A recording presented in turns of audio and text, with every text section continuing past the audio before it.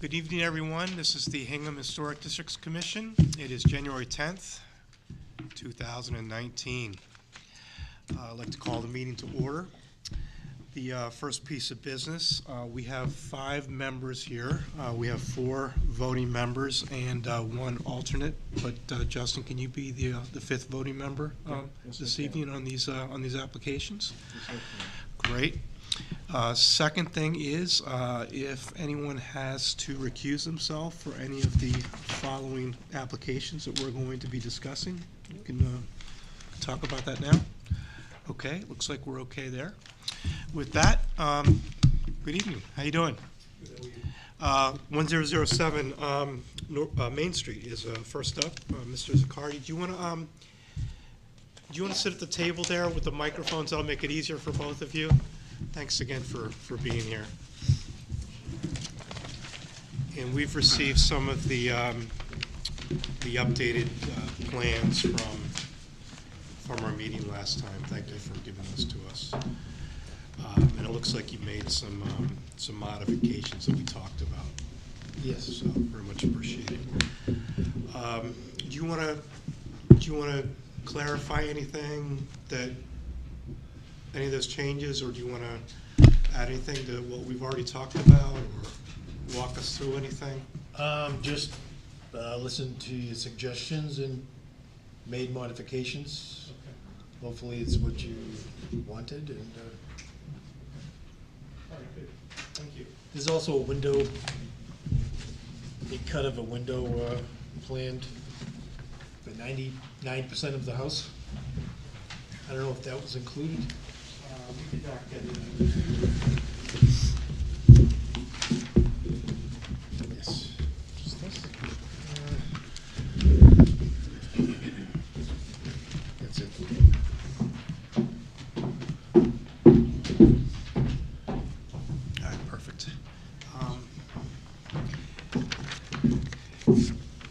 Andrea, maybe we can get just in case everybody wants to take a look at that, you can get some photocopies of that.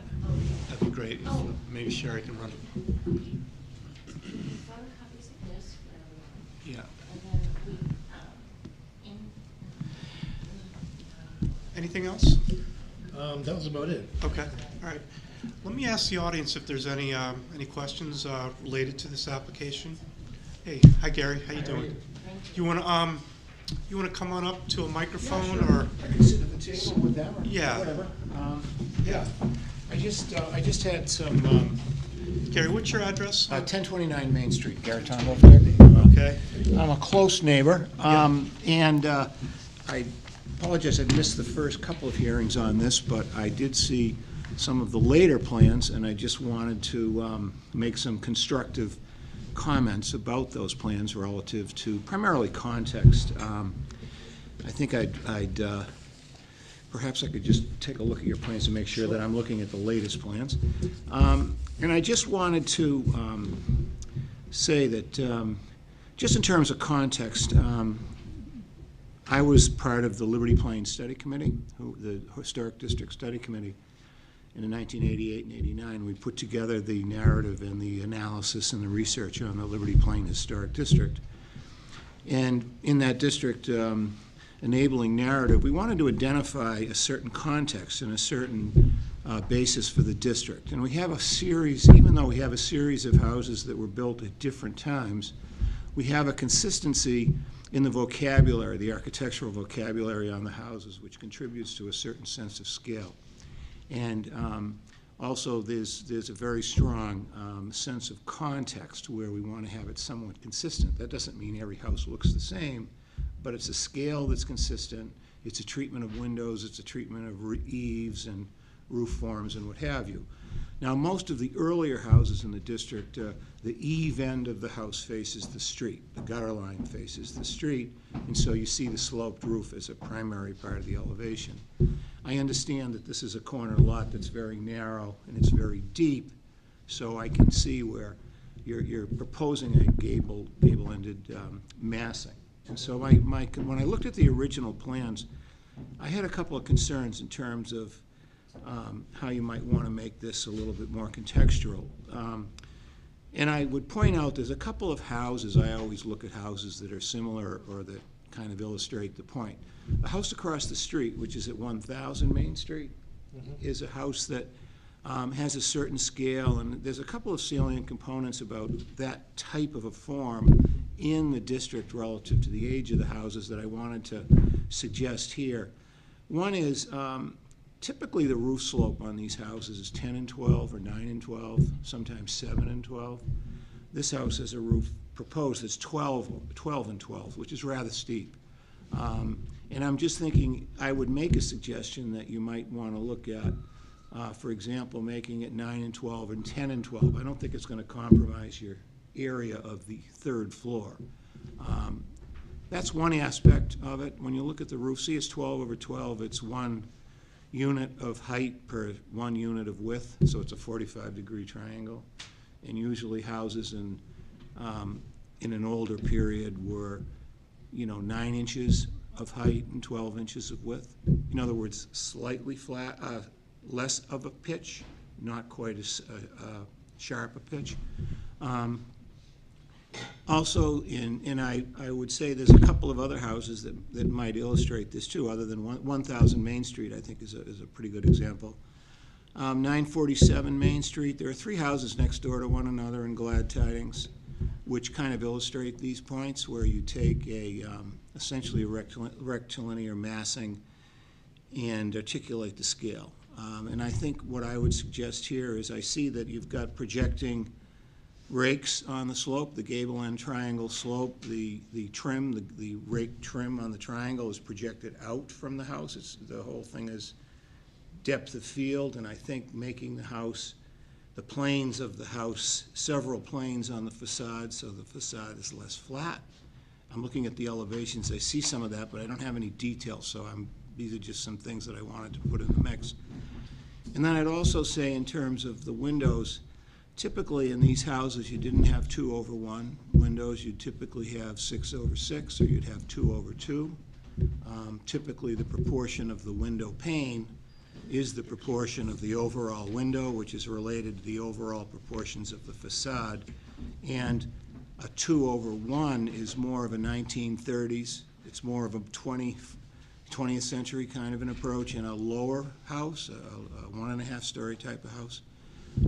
So I would suggest that it doesn't change the size of the window, and it doesn't really change the cost of the window, but I think in terms of having a vocabulary that's consistent with the rest of the houses in the neighborhood, so it'll look like it'll fit in a little better, I think that I might suggest that. The other concern that I had is that one of the aspects that we were quite concerned about, and we put it as part of our enabling narrative for the district, was the consistency of the streetscape. And we have a lot of mature trees along Main Street, along that streetscape, and those are all referenced in the enabling narrative, which was part of the town meeting approval of the district. So there are a couple of major pine trees on this lot. There's a tree that's just in on Blaisdell, about, 50, 75 feet in from Main Street. I didn't have a site plan, so I couldn't tell on the footprint of how far towards Blaisdell does the footprint of the house go, where that tree is, and is there any risk of losing that tree? Because it's one of the major, when you look at the consistency of the streetscape, it's like all the teeth are in the row. You don't have any missing teeth.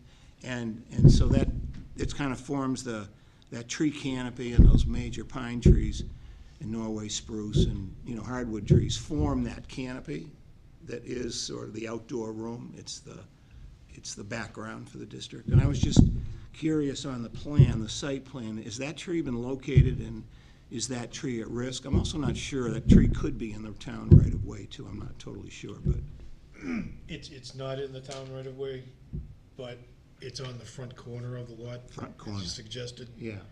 And will not be touched, neither will the surrounding area. Okay. And what about the trees on the Butters property that immediately south? I think that's what, 1005 Main Street. Oh no, 1011 Main Street. The cape next door to you. There's a series of trees that go down the fence. Are any of those trees Nothing will be affected? touched for the first 25, 30 feet. So running it's, down the property. It's only trees that have a dangerous crotch where they may split over the house. okay, And on the Blaisdell side, there are two spindly pines. Two of them are dead, but those are on my property, not so the those town's. are closer to the house, between the kitchen and the garage, that Yeah. area of the house? Yeah, okay. And The those, only thing green is a vine growing up. right, that's one that's got the kudzu in it, okay. So those are my primary, it's just in terms of trying to have I like the treatment of some of the rake returns and things like that, and I'm just thinking, these are just some things that I think would, given the current approach to the massing, I think I would suggest doing, just to get the vocabulary a little bit more consistent. Gary, can I ask you a couple questions? Sure. How did you feel about the scale and the massing of the house? Well, On its whole relative. on its whole relative To to the the rest of the houses. contextually to the other homes in the street versus, the Blaisdells, this is a 1950s, 1960s kind of street that was Right. put in single story. And those homes have a little bit of a tough time matching up to the rest of the main street. Right, I looked at since the district covers the Main Street right-of-way, I mean, the houses on either side of Main Street going back at least to the lot line are 250 feet, whichever is the break. I looked at this as how does it fit in the scale of Main Street? Yeah. And so when I look at the Gardner house, which is the barn red house across from the cemetery, and I look at the scale of that house, and I look at the scale of the capes, that's one of the 11 significant capes that was the basis of the district. And then I look immediately south to the cape, and then I look at the cape at 1019, which is another Whiting cape. I think the scale of the house is very large relative to the scale of the neighborhood. I'd love to see it smaller. I think it's twice the size of the houses around it, and we don't really have a house of this size in the district. And, right now, the house that's there, true, is a 1.5-story bungalow. But the houses around it are typically 1.5 or 2 stories, but because the massing is much smaller than this, so they're about half the size of this. So I would say the massing, if I were to look at the front elevation and not see the L's, I'm looking at the lower left side elevation, which faces Main Street, and I were to say that massing is very different than the massing that's along Blaisdell, because it's about 90 feet long, which is the typical house, I believe it's 90 feet long, I could be wrong.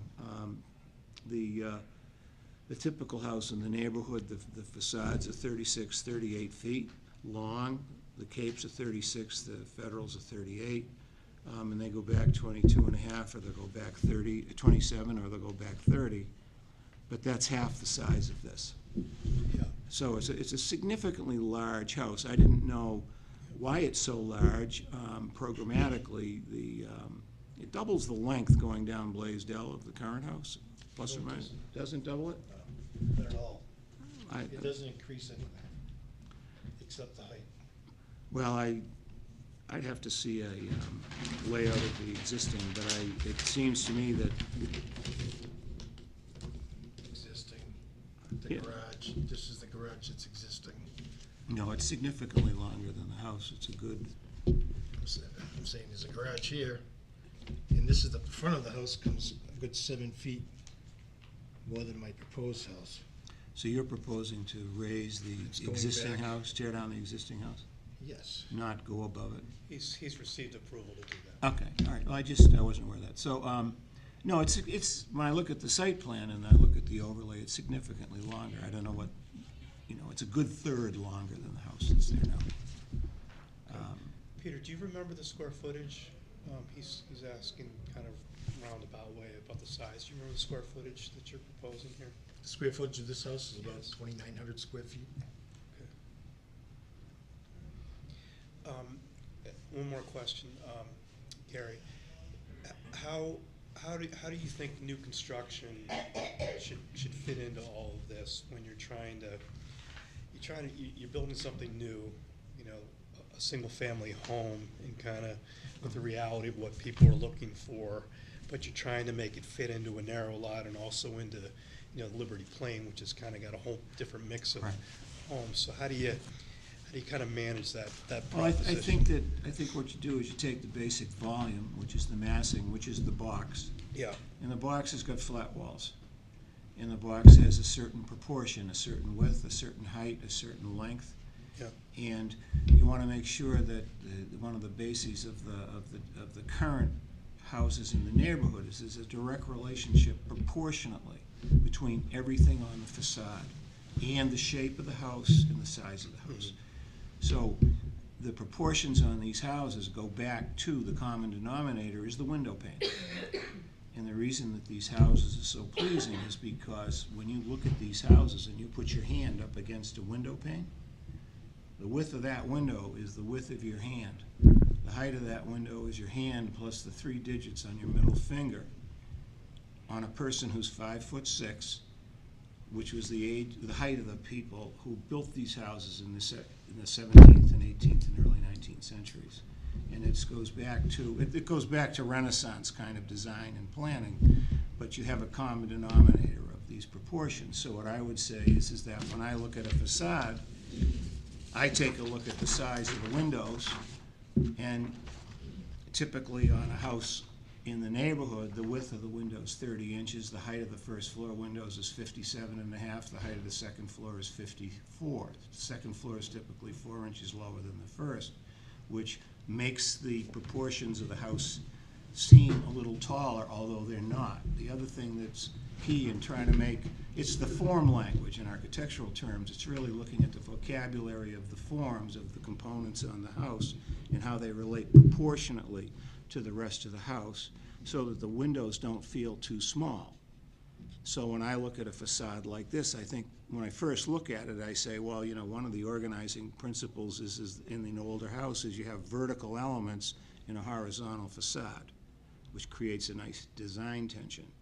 But the relationship of those windows, the relationship of that window here, if you turn it on its side, it's the same proportional relationship as this facade, as the length of the front facade, for example.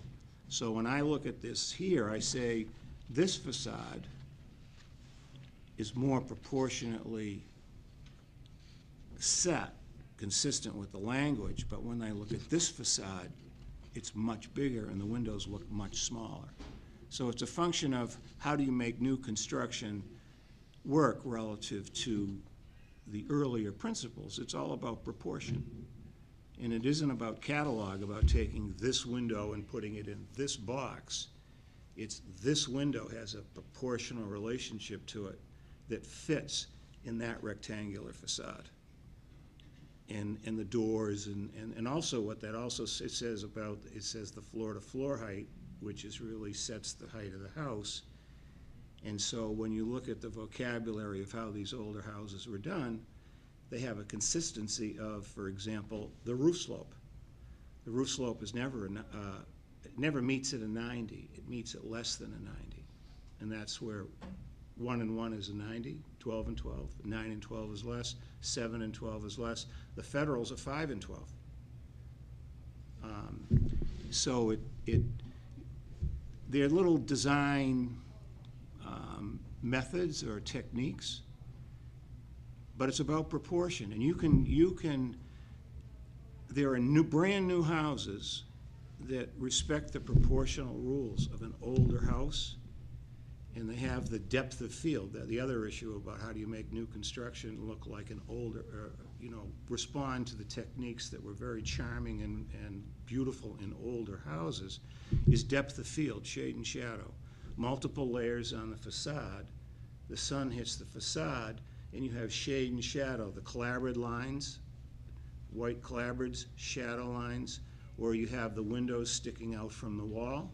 The shutters, when they're on the windows, go back at an angle.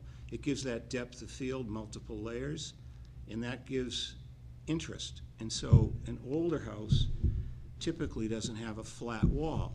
It has depth of field, it has layers. So, for example, the window sills are heavy. They project out. The box has a series. This house has some of these techniques. Has a series. The box is framed by vertical pilasters on the corners. It has a water table at the base. It has a fascia board, but the roof then comes up with a fascia, but then you have a soffit, and then the gutter, and then the roof springs from that, which gives, again, that depth of the wall. But it's really about proportion, and it doesn't really have to do with whether it's new or whether it's old in terms of materials, or it has to do with proportion. So I think there's a way with using proportion to make a new construction respect those principles, and basically you wouldn't even know it. It'd be hard to perceive it. Great, thank you. Let me ask the commission if there are any questions for Peter. Can I pose a question to Gary? And do you find that the proposed design, given the roof pitch, goes beyond, approaches inappropriate?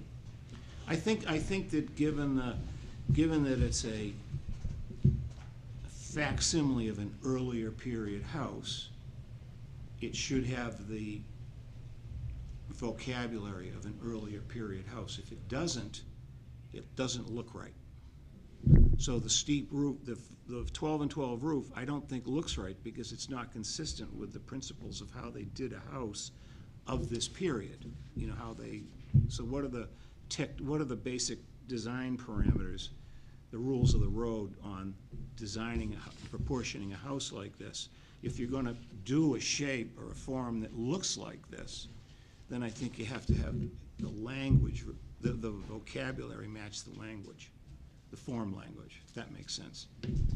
And I think there's some adjustments that can be made to do that. I think if you lower the pitch of the roof, it'll have a major impact on what this looks like. And what else, Gary? I think the proportion of the windows, taking a look at the dimensional proportion of the windows to the proportion of the facade. The first floor windows should be 4 inches taller than the second floor windows. It's a small detail, same width. But in these houses, that was always done.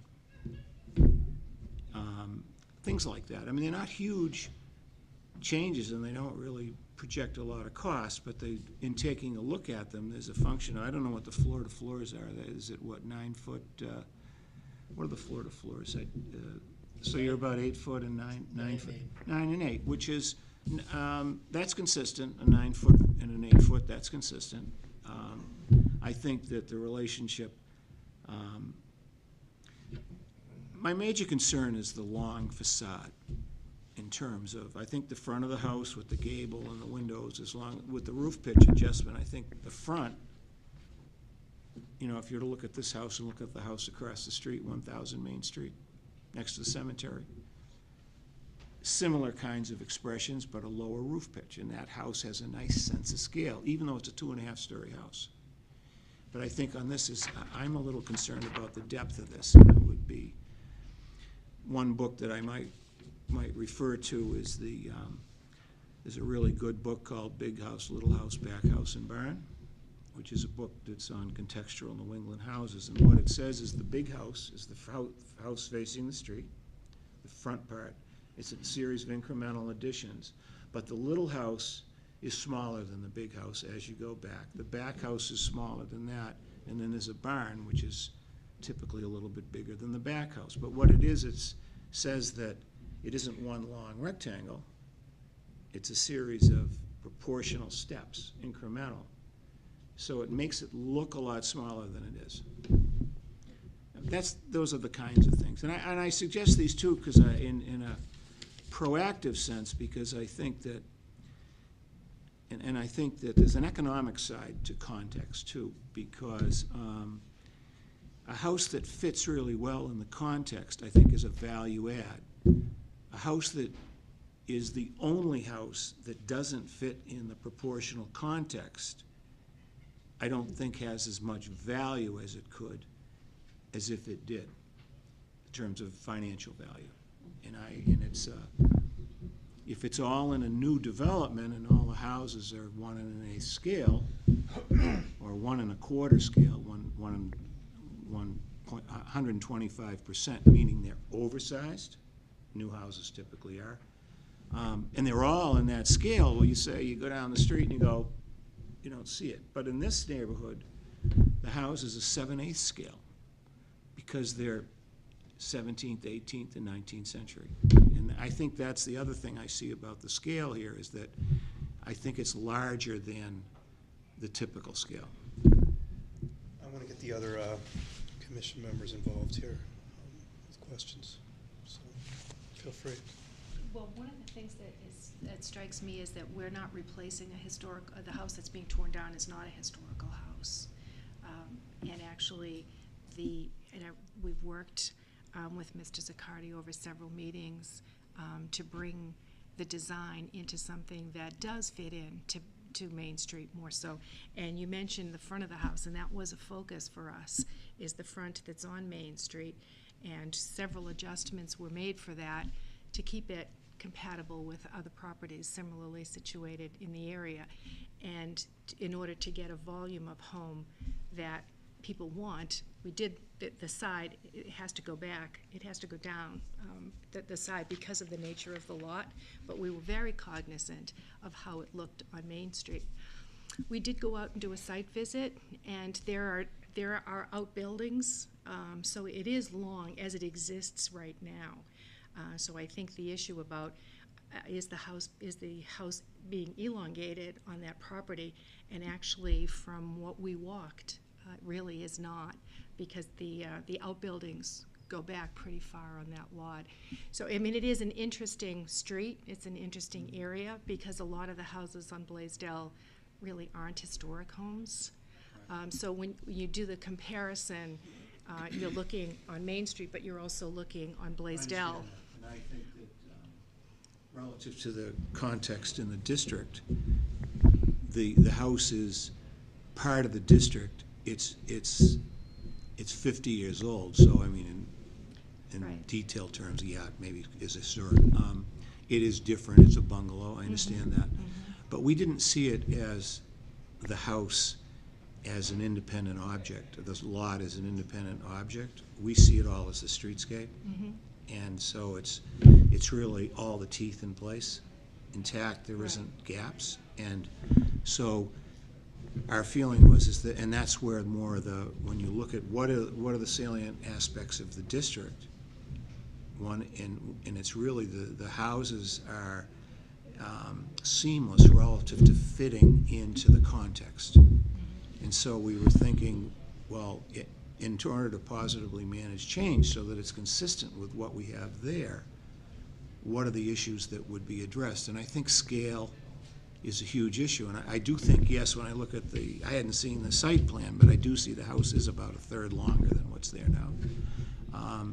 But I think that, and I understand the issue of gable end and the lot's narrow and deep and what have you.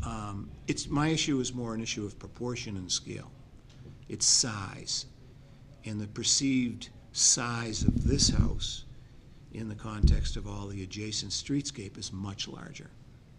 And I think there are ways to scale it down on the front, but I think on the depth, that's pretty hard to do given the size of it.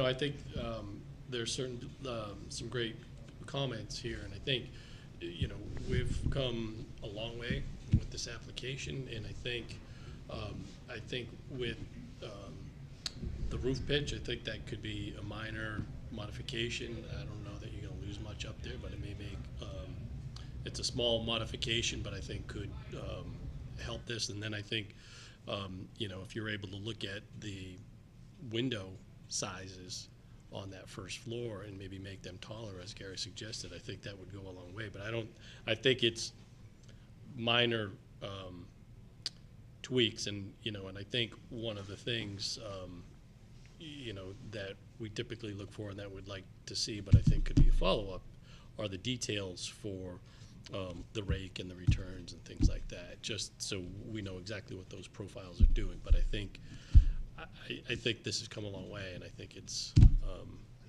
It certainly would have made the changes to the 12 pitch versus the 10 pitch, had I heard about this earlier. And changing the windows is nothing. Right now, I just took one window just to give you a description of that window. Yep. So it meets the criteria of the board. And for me, I don't know that the pitch is not a deal.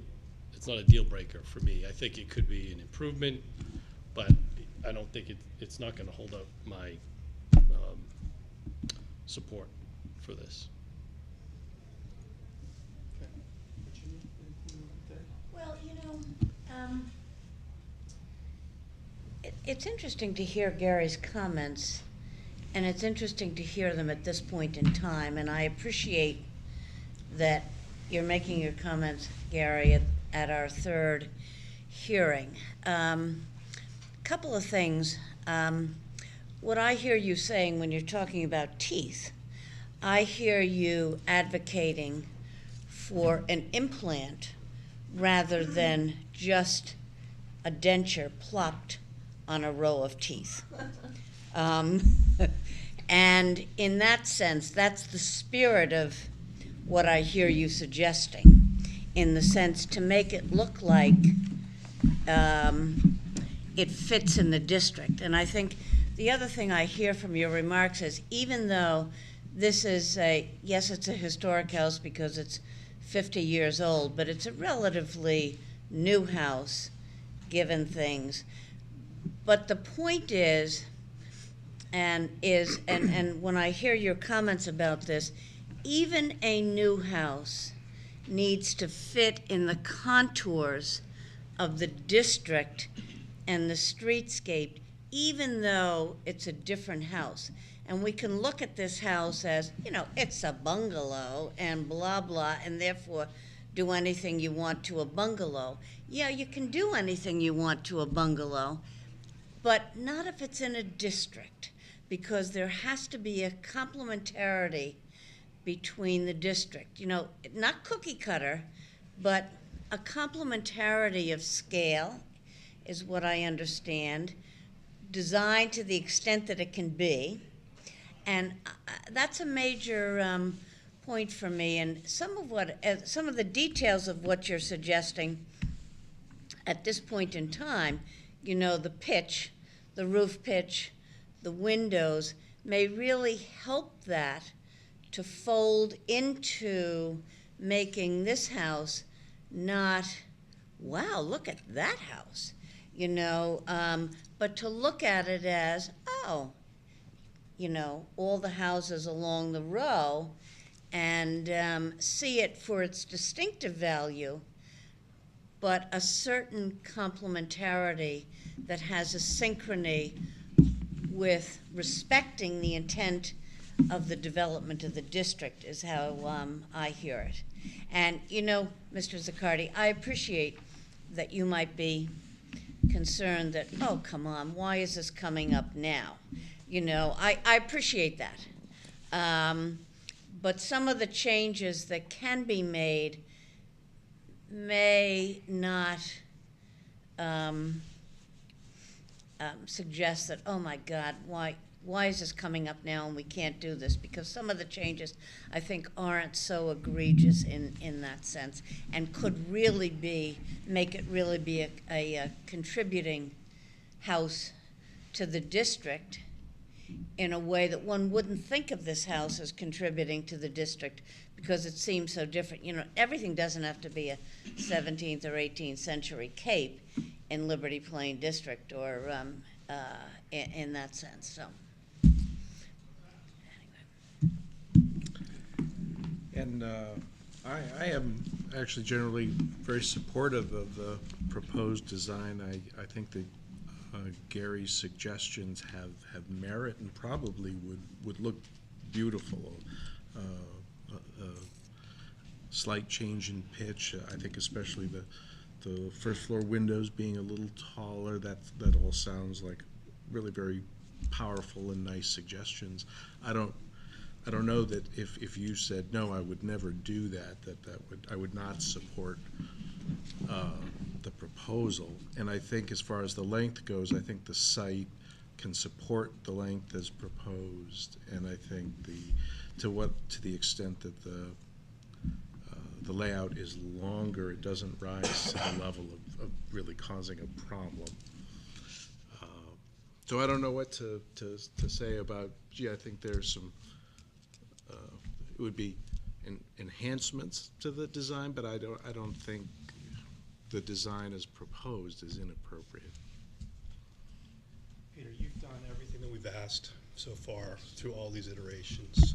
So now I'm going to ask you what you would like to do at this point based on what you've heard and some of the input from Gary and Virginia about the current drawings.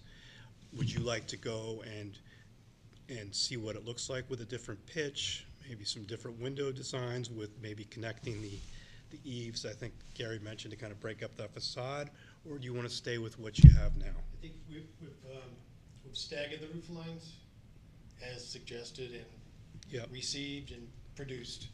Yep. So I think the pitch is perfect, and it kind of affects how the house flows on the inside as well. So other than tweaking to the windows, certainly open to that, but Are you thinking the everything 6 else over I think 6 we've touched windows on. or the height of the windows? I'm Are sorry. you thinking there was a discussion of 6 over 6 windows, and then there was another discussion about the height of the I would windows certainly on be the open first to a floor? 2 over 2.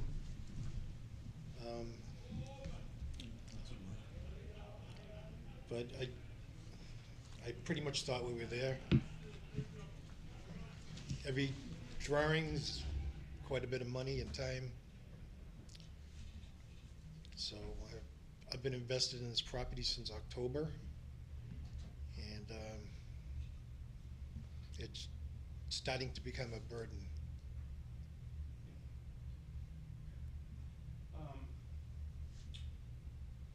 Okay, so you'd like to move forward with what you have right now. I would. And maybe there's some modifications to the windows themselves, okay. I think there's been a lot of great input tonight on this project. It's unfortunate it didn't come earlier, because I think we could have really incorporated a lot of this kind of, from the get-go, which could have made this process even better. So I think if you saw some of the original plans of where we were, and kind of this big house, little house, barn aspect, it was kind of the inverse, So I think, Peter's gone a long way and incorporated a lot of the discussion and what we've talked about to enhance this. So, I'm just kind of at the point now after all these meetings that I think we need to have a vote for Peter one way or the other on this, and then maybe we can, in the motion, we can leave it open to some modifications for the windows and that sort of thing. And for the people that that are against it, that's fine too. I just have to say, if this was a book and there were edits, I don't think people would take the same decision, in a sense, that people would incorporate edits into even though, edits come sequentially and after time, so that I think the value of edits are important over the timing of edits, frankly. Although, Mr. Zaccardi, I do, as I said before, I do appreciate the timing of this, but should timing dictate what's of import for the Liberty Plain Historic District? I don't believe so. Yeah, the only thing I'd say, Virginia, is I'm all for edits. I think we can do some edits here still with this. Yeah. But we're talking about taking some chapters out, at this point. No, edits go into Yeah. chapters, Hans. So or adding a chapter or two, so, I don't know. Whatever, yeah, whatever. I just had to say my sentiment about it. Yeah, okay. Anything else? No, ready to vote? The other thing I have to say, and I think it's, I don't know if everybody knows, but Gary Tondorf Dick was the first person I met in Hingham when I moved here, and I was concerned about buying my house because I had a 75-page building inspection that said, "Oh my God, what's going on with that house?" And somebody referred me to him, and he said, "Look, Virginia, your house is the driest house in Hingham." And indeed it has been. So, but I know Gary for 25 years, and, he's a preservation architect, and I value that opinion, whether it comes day 1 or day 100. So I am biased about his opinion, frankly, in terms of what he has presented tonight. No, I think it was very thoughtful, Um, and I hope we gave you enough of a chance to, give your input. Appreciate being able to offer it, and, Okay. Appreciate it. Okay, Ronnie or Mike, do you wanna make a motion on this, Sure. if you think we're ready at this point? I'm ready. And then, maybe we can leave the window discussion Yep. open. Okay, fair enough. I'd like to make a motion for a certificate of appropriateness for the construction of a new residence at 1007 Main Street, based on drawings dated December 30th, 2018.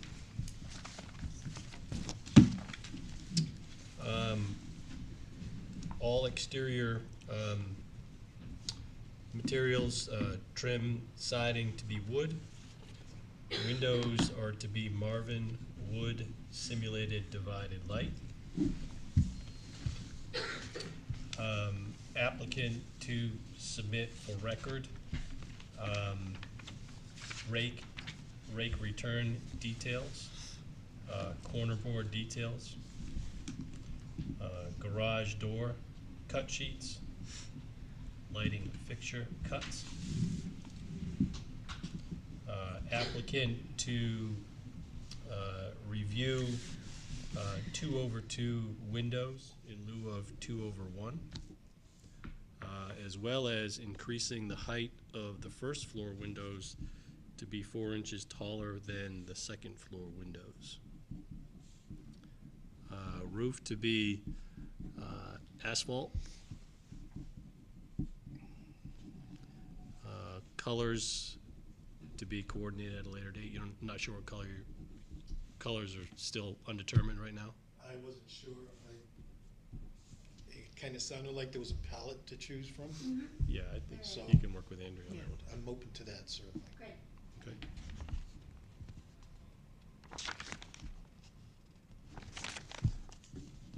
That's it. Okay, do we have a second? Second. The roof pitch is going to remain the same as what's in the drawings, Yes. 12 by 12, 12 over 12. Okay. Ronnie's gonna Second. second? Okay, all those in favor? Aye. Opposed? Nay. Okay, thank you. Appreciate the discussion, everyone. Thank you.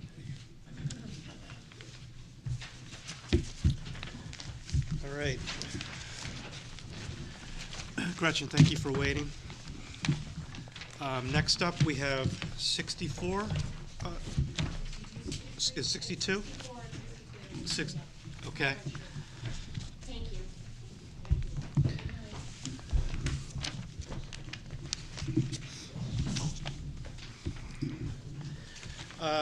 Gretchen would like to do some landscaping work to the driveway and also would like to install a replacement fence. So take it away. Tell us what you'd like to do.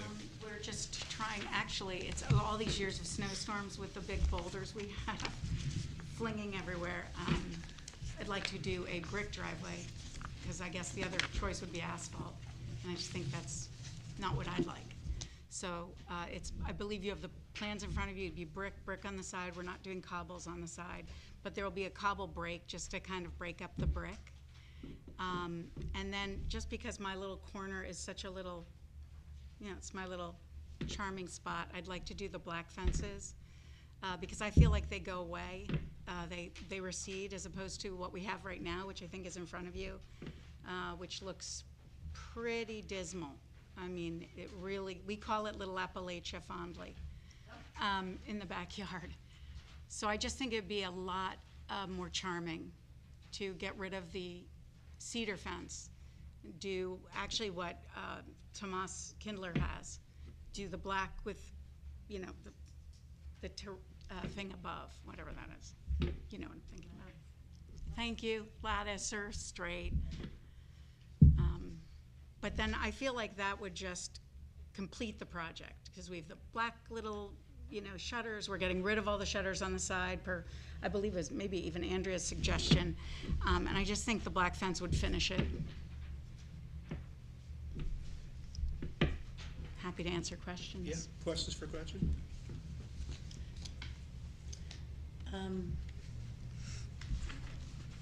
I am just have a couple of things. One, I'll start with some particularities. One is I think we need to decide if it's 62 or 64 School Wouldn't Street. that be nice? And second, I'm curious about December 7th, 2021 as the date of the application. What happened? Really?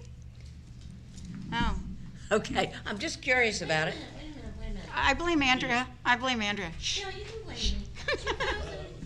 2021. Where's the Oh, no, Gretchen, this is your signature. Okay, I'm sorry about that. It's, Was it on January 1st that you signed it? So we should take it up at another meeting. oh, I will come down there and beat you. I'm not trying to be difficult, I'm only You trying to just be had the accurate. wrong year. Okay, the wrong year. That is so funny. Oh my gosh, well, you caught it. I mean, I didn't. I didn't, Okay. and I signed it. Well,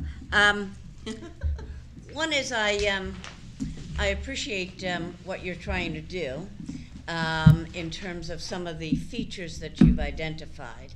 And I think could be quite lovely. Two things. One is I do not think black fences are historically accurate, and I will not support a black fence. I think it's a historic district. They're just not historically accurate for a wood fence. And the other question I have is the path that you wanted to change that you have, it's existing brick. Oh, no, we're keeping that. Oh, you are? That path is not changing, the existing. Is that the one you're looking at? Um, That's the front, It's the one, it's this one? Yeah. The herringbone? The herringbone, we're not changing that. Oh, okay, great. Okay, good. All right. No, I would love to do herringbone, but that increases the cost outrageously, so. Yeah, we're just but gonna you're do- keeping the existing herringbone? Oh, yes, Yeah, okay. yes. No. Black fences wise, I mean, they're all over our neighborhood. I feel that they look quite a bit better, my personal opinion, than the cedar. I feel the cedar, as with a white fence, they get moldy and crummy, and they just don't look great. The black, in my mind, I'm across the street from Tomas, and that all just recedes. I don't even see it. It's like bushes. It just, I don't know. And for a little property, I feel like it would make a big impact. No, I appreciate that perspective. I just don't appreciate it in a historic district where we're trying to preserve the historicity. Okay, so I did have a black fence with a gate coming down. Uh-huh. So is that like a pre-existing condition we could? Well, I think Kinda that's go what we off could of? decide, but, or, Yeah, I looked up some stuff on black fences, and they did, you know, in the 1800s, they were, Andrew somebody or other, they were doing dark green, they were trying to get, for whatever reason, but anyway, I was Yeah. quickly doing it tonight, like, oh, can I tell them? But anyway, it's really what I'd like to do. I just think with the shutters, with the front door, it would just look stunning, and as it sits right now, it's just an eyesore, in my no, I understand your perspective. Yeah. I don't agree with it, but I understand it. Yeah, and also being in the historic district, how many black fences are right there anyway? So whether they were actually original, and my house is probably the newest of all of them, meaning 1950s. I mean, Yeah, yeah. it's not a great, I mean, I could do a black asphalt driveway to match the front door, or black fence. I'm going for that. Questions? No, I don't have any questions. I just, with respect to the fence, I know this issue's come up a couple of times about the black fence. And I think, in my mind, we look to the particular property as well. So it's in a historic district, but it's a 1950s Cape. And so I think that we have to look at the property we have in front of us and make that determination. Is it that house was built in a historic district, so it is there. So we accommodate the nature of that house just as if it was, you know, a Victorian. Look at one way, you look at a pre-revolutionary in another way. So I would support the black fence, and I would support Okay. what you've proposed here. That's just my opinion. I'm trying to bring you over to our side. Ronnie, Not any happening. questions about the driveway or the?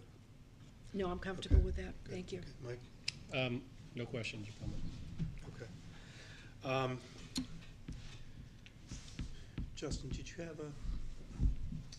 anything? I share Virginia's discomfort with the black fence. I'm not sure that the alternatives to a black fence are as awful as I think you As I feel believe. as significant as you believe. I like the driveway proposals, Right. but I don't know, having a hard time with the black fence. So, like Tomas's house and the Frank's Actually, house? I'm not sure which house is Tomas's house. So it's the old field that they divided into Yeah. between the McKeons and so all of that black fence, it's all around his pool and the pool house.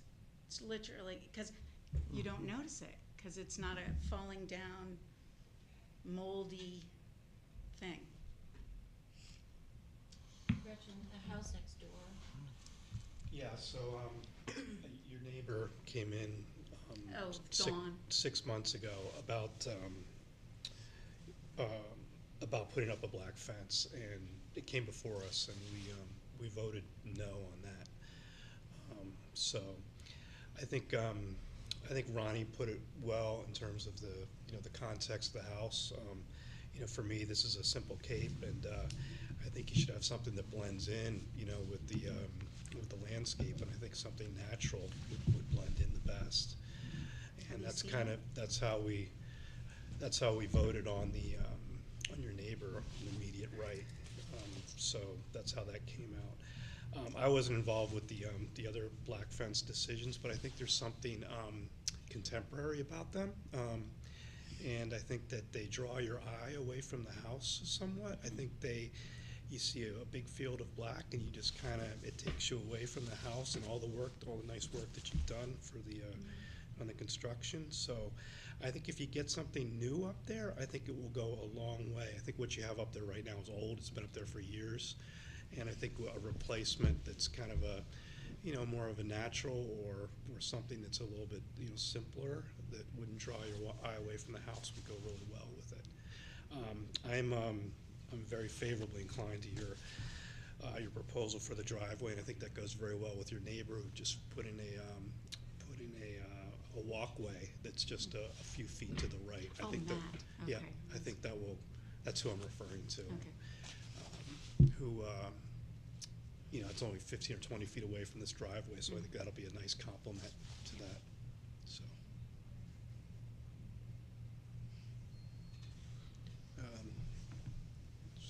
Any other questions?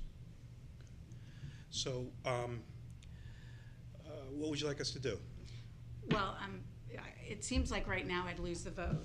So, is there any recourse? Is there any attempt of coming back and saying, okay, this is, I don't know, is there another way to go about this? Because my choice is black wrought iron. I have natural right now, which looks terrible, and it's actually only about 10 years old. So, What we could do tonight, if you'd like, is we can vote on the driveway. Okay. And your other landscape plan, the bluestone patio and everything else. great. And if you want to think about the fence and come Great. back with that, you can do that. That'd be great. Okay. Yeah. We'll just do the driveway for now. Yeah, and the rest of this is not visible, so, in the back so No, much, no. especially with the fence up right now. Right. How does the board feel about that? Good. Sure. Jess, do you want to make a motion on this? Without the fence? Yes, so, I'd like to make a motion for a certificate of appropriateness for 64 School Street for the proposed new brick driveway, you call it a repair apron on the application, installing a side entry walkway between the house and the fence, and I think that's a side bluestone entry walkway. And I think, do we even have to mention the not visible bluestone patio? I don't think we even mentioned that. You can And call so out the landscape plan. We'll call out the landscape plan in the motion dated October 23, 2018 for 64 School Street.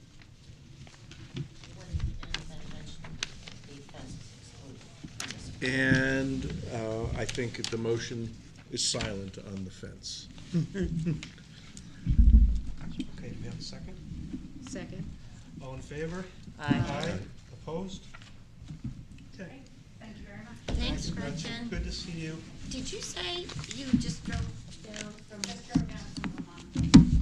And you Feet said, of snow in there. Oh, my God. That this morning. Wow.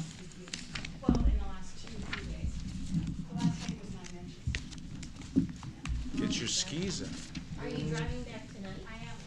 Oh, my word. Okay, let's get up there, so, thank you guys.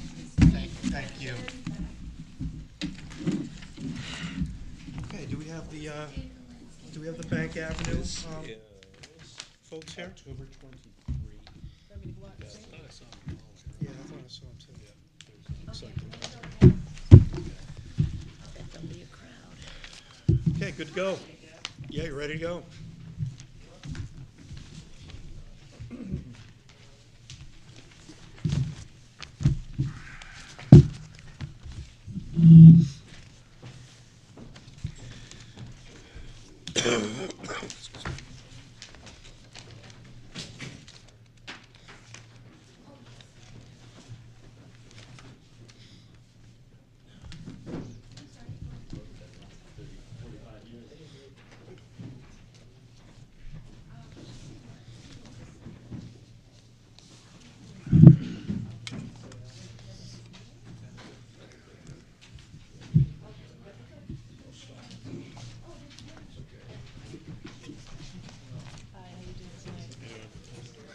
These have been revised since, so not all the drawings that were submitted to you, just some of the changes. Thank you.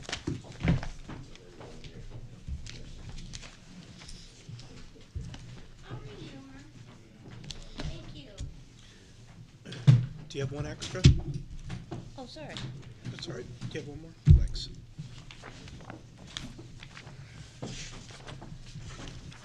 This here's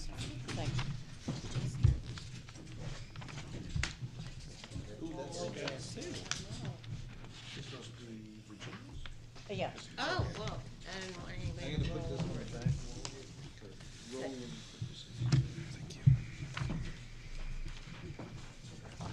Mike?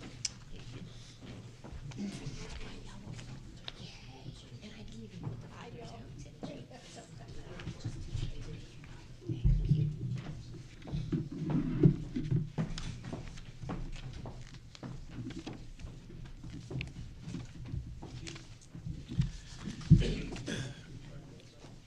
Andrea, should I read these all into the record? There's a lot here.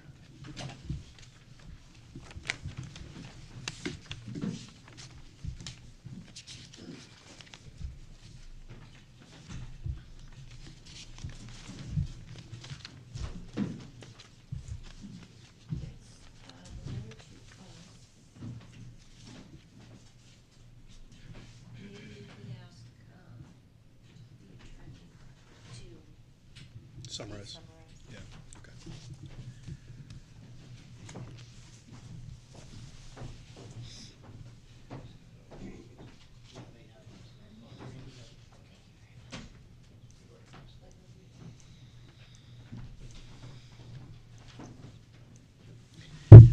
Sherry, do you have an extra pencil?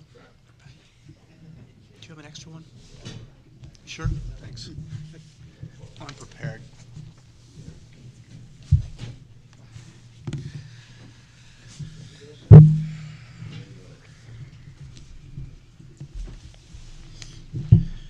Good evening. Good evening. Welcome. Sorry for the delay. Not at all. I actually was running late, had a family emergency, so the timing worked out fine for me. Okay. Thank you, folks. John Mary, I'm the applicant. Proposed 8-unit residential building, mixed use with retail on the first floor, interior parking. You folks saw us informally at the last meeting. I think most of you had an opportunity to go out this past weekend and take a look at story poles and general representation of the schematic layout of the breach lines and the soffit and roof line details in place on the site. Appreciate you taking the time to come out. I think unfortunately Sebi picked up a nasty cold when he was out there in the rain the other day. Saturday morning was tough. So I think Sebi is prepared. There were letters, there was a letter written, and I think in response to some of the other comments you folks made at the last hearing, the informal hearing, Sebi and Mark are both prepared to respond to those. And as long as Sebi can get through it, we'll see how we make out here. I brought my other voices. Okay, We'll see. thank you. Architecture. So, the comments at our last informal hearing related to the grades, the size of the chimney, and I don't want to go through the letter from the abutters in detail because there are a lot of points I can make there, but I will address the issues. Now, one thing, since we submitted the elevation changes, bringing the grade up and bringing the stair on the Bank Ave side forward, we we became non-compliant with the ZBA requirement that the first story of this building type, retail parking, to qualify as a story, it has to be 50% above grade. So it was initially when the stair was back here. But what we've done now is to drop the grade so we pick up that additional exposure around the side. The building is the same height that you saw. The stair is actually less on this side. We access out at grade in the back, and then we bring the grade up to the existing grade of 37. And in a way, it's really, we feel, improved in that it's got a better balance of the stone base consistently around the building. And the rear deck, You may remember the exterior stairs because we were coming off a stair landing and we had stone stairs. Do you have the sketch rendering, Mark? So we don't have that. It's much simpler.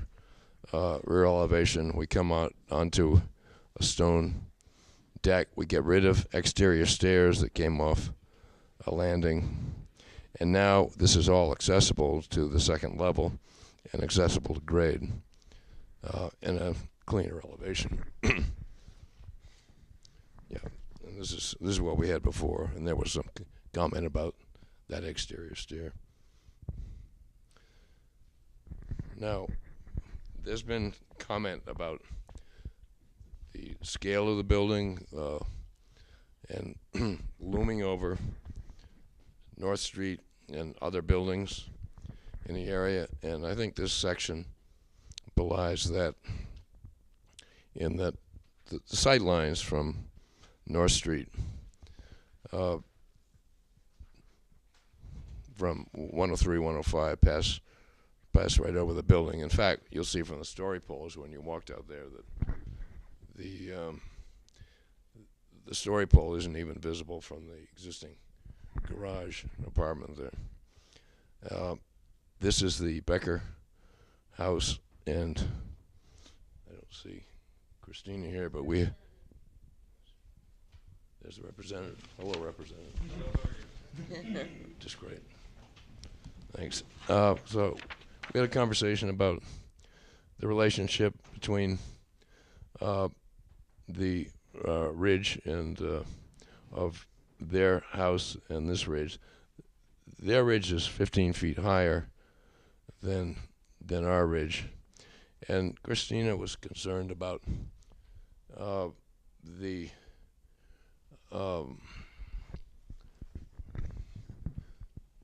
two windows overlooking their patio, which this is the garage grade of their house, and it slopes up to grade here, and our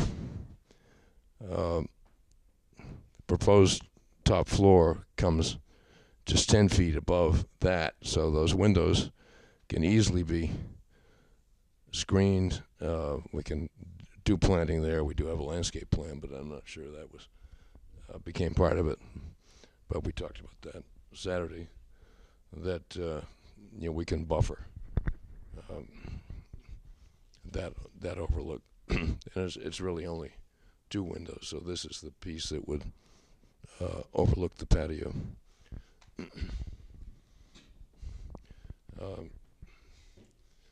You want to address the landscape plan? No. We submitted that. It's kind of in process, but I think you folks had asked a question about what was happening behind the building. So Sean Papich has prepared a landscape plan that is still not fully evolved, but we have it in schematic format, and I think you folks now have it. I don't think he's listed every single plant, but it's a robust planting plan, and we're prepared, again, based on the site visit the other day, we're prepared to establish more vegetation and screening along that easterly property line at the top of the slope. Assuming that these are conditions and things that would probably happen with the planning board process, but happy to talk about them. So, anything else? Yeah. Good work. Nice job. Thanks, Joe. Okay. If there's nothing else from the applicant, I'll open it up for questions from the audience. And I know we have an attorney here present representing some of the abutters. This would be a great opportunity to, perhaps summarize the document we have in front of us. Probably better to do that than for me to read it word by word and put everybody to sleep.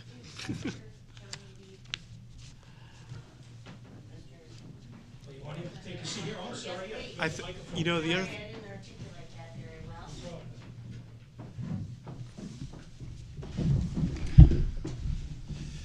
well. Thank you, board, and for the presentation. I represent the Beckers and at 46 Cottage Street, Anthony Pontebianco.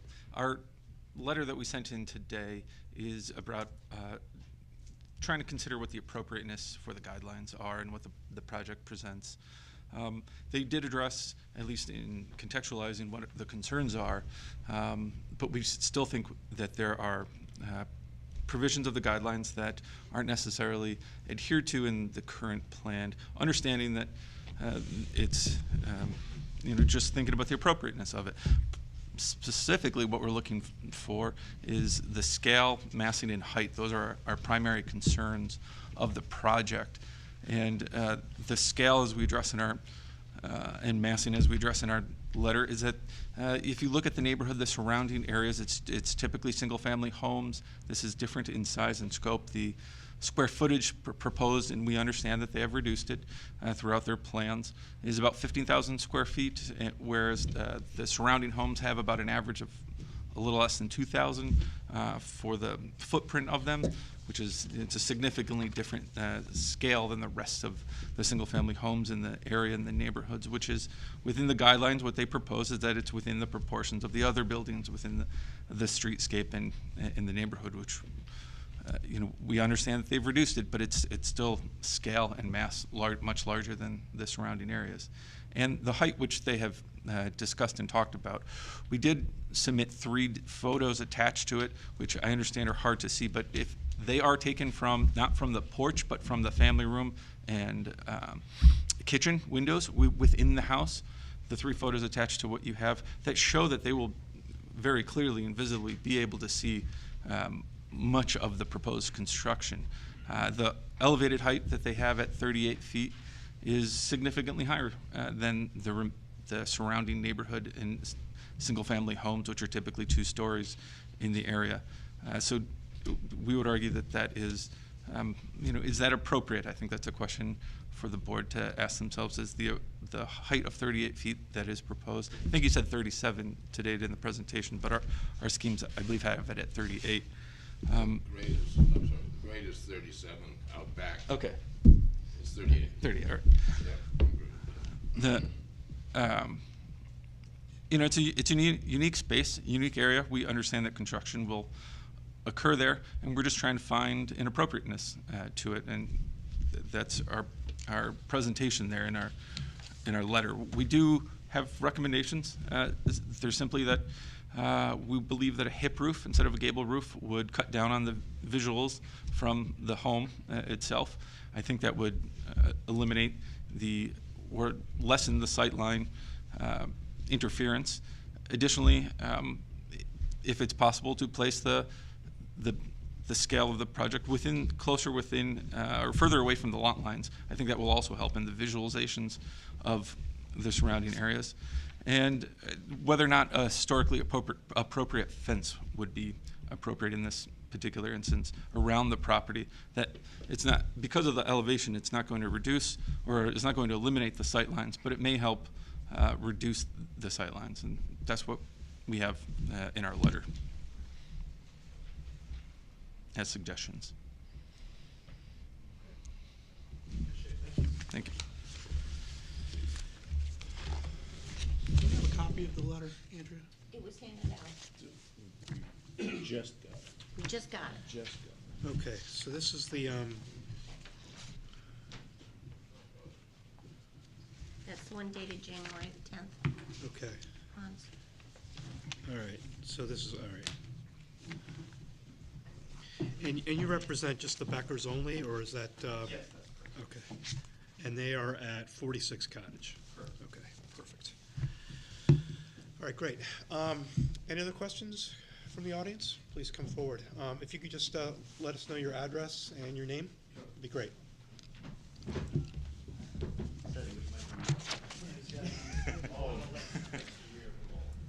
Harry Wheeler at 18 Bank Avenue. So I couldn't put it more succinctly to what the representation of the Beckers had said about the appropriateness. That's part of our concern as well. We've been at this home for almost about 19 years now, and we are raising the 5th generation of family in the same house at 18 Bank Avenue. Our children are the 5th generation that's been here, so you know, her grandparents, my wife's great-grandparents refer to this, that they used to sled in the field, and then the field became the woods. Now the woods have become development. We understand development. We understand it's the nature of these types of properties that go underdeveloped for a long time to eventually have some type of development there. And appropriate development is kind of what we're seeking as well. We too share the concern of the size and scale of the project is a little much. The square footage is much larger than what is around in the surrounding context. You know, some project of this size is very similar to what the Lincoln Building is downtown, right in the center, which is a stone's throw from this site, but it's also not in kind of a mixed-use residential development area as well. We submitted a letter maybe about a month ago or so that Andrea has passed around to everybody, which really outlaid some of our concerns, which I won't go through and reiterate. But again, just really want to focus on the word appropriateness and see if this project is something that could be much more in keeping in scale of the context. I truly appreciate the fact that Mr. Barry and Sevi and his team have kind of worked in scaling this project down from the very first submission that we were shown. Again, we were here to ask for maybe a little bit more. When we went through our addition at 18 Bank Avenue, there was a lot of conversation about that when we put a 20 by 20 addition on our house, that we were almost putting a whole nother house the size of other houses on Bank Avenue, and how big that addition was, you know, for 400 square feet. Now we're looking at something that's 15,000 square feet, and it's you know, in total, so it's quite a large contextual jump from what's in the area. Understanding that this is a commercial zone, our house is in a commercial zone as well, so we understand that, again, development will happen, and we're just looking for something, you know, to be scaled appropriately. And we would also like to see a reduction, whether it's in the quantity of the units or the size of the project or the, you know, mass of the building. It's one of our major concerns. A second concern, which I feel pretty strongly about, is our entrance to our house is, you know, obviously at the entrance to Bank Avenue. We share that driveway access. One of the things that we're noticing, that especially in the landscape plan, the site plan that's been presented, is the amount of disruption that's going to be happening to the front of Bank Avenue. Right now, it's a shared, which some of you have seen when you're out there for the site visit. It's a shared Bank Avenue / driveway access to the property. And as part of this development, to the increase in the parking count, the front area where there's roughly 4 trees now, one's a little scraggly, 2 are decent, and then the one front oak that's hoping to be retained is all going to be scraped and asphalted. So we will essentially, from the white building on North Street now, all the way over to the existing property, which I don't, the address, but the existing North Street property is really going to be pavement to pavement. I don't know what that distance is, but it's got to be close to 70 or 80 feet of asphalt, and limiting the trees and the grass and the contextual kind of reprieve that's in this neighborhood, that's in the town square, to actually have a little bit of grass and a little bit of landscape, versus kind of what's next to the wine merchant, which is an elevated paved area, which I think is, I know Sean will do a great job about the landscaping, but that's essentially, we're gonna have a big paved area here right out in front where we used to have some nice trees and landscaping.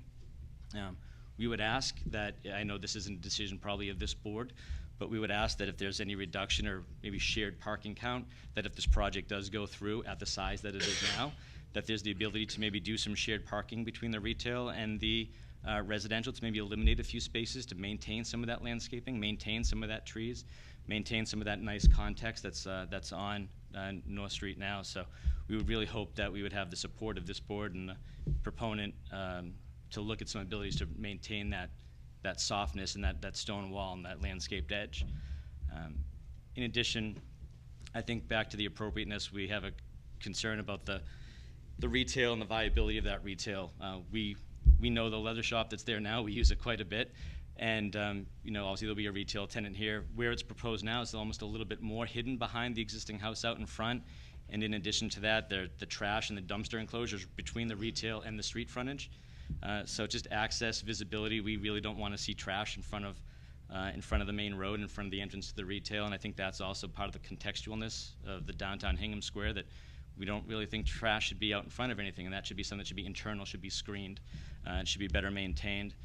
And then lastly, again, just going back to the disruption of the North Street, is we understand that this has to be ADA accessible, but again, now seeing this concrete ramp and stairs and all these things cutting into this kind of soft landscaped edges, We just have a lot of concerns in general about how this building happens, the impacts it has to not only itself, but the surrounding area, as well as Bank Ave, and just the context of the Hingham Square. So we really appreciate all your time and thought that you're putting into this. We appreciate that the proponent has made a lot of changes to his project and listened to us thus far. And we just hope that there's a little bit more that we can do here to, if this project does get approved, that it's a little bit more sensitive to the area and, again, appropriate. So thank you.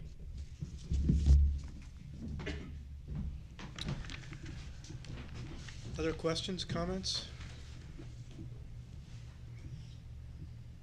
Okay, good. Thank you.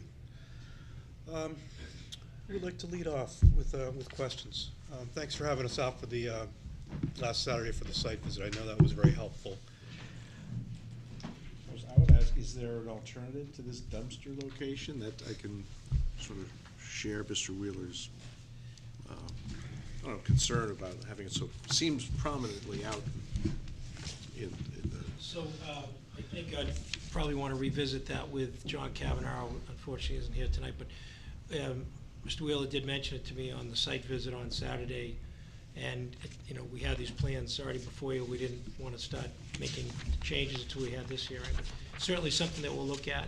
I think, I'm sure there's a way that we can buffer it better, but I think I'd like to engage with my civil engineer before I make any commitments on that front. Right, but it's not the case that you might have said, oh, we tried to put it somewhere else. There's absolutely no way we could put it anywhere else. I know you're not making any promises about right where you could put it, but you don't know for a fact that you can't move it at this point. I would think just from a maneuvering standpoint, it seems to be logistically where it wants to be, but I think we can do a better job of whether it be undercover or whether it be better screened, but that's something we certainly will look at.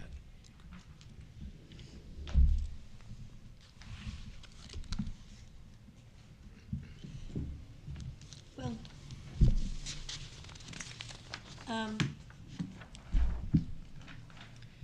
what a challenge. And, you know, I am, in reading the documentation, I am enormously impressed by the groundswell of neighbors reining in on this project and their concerns for the impact on their area.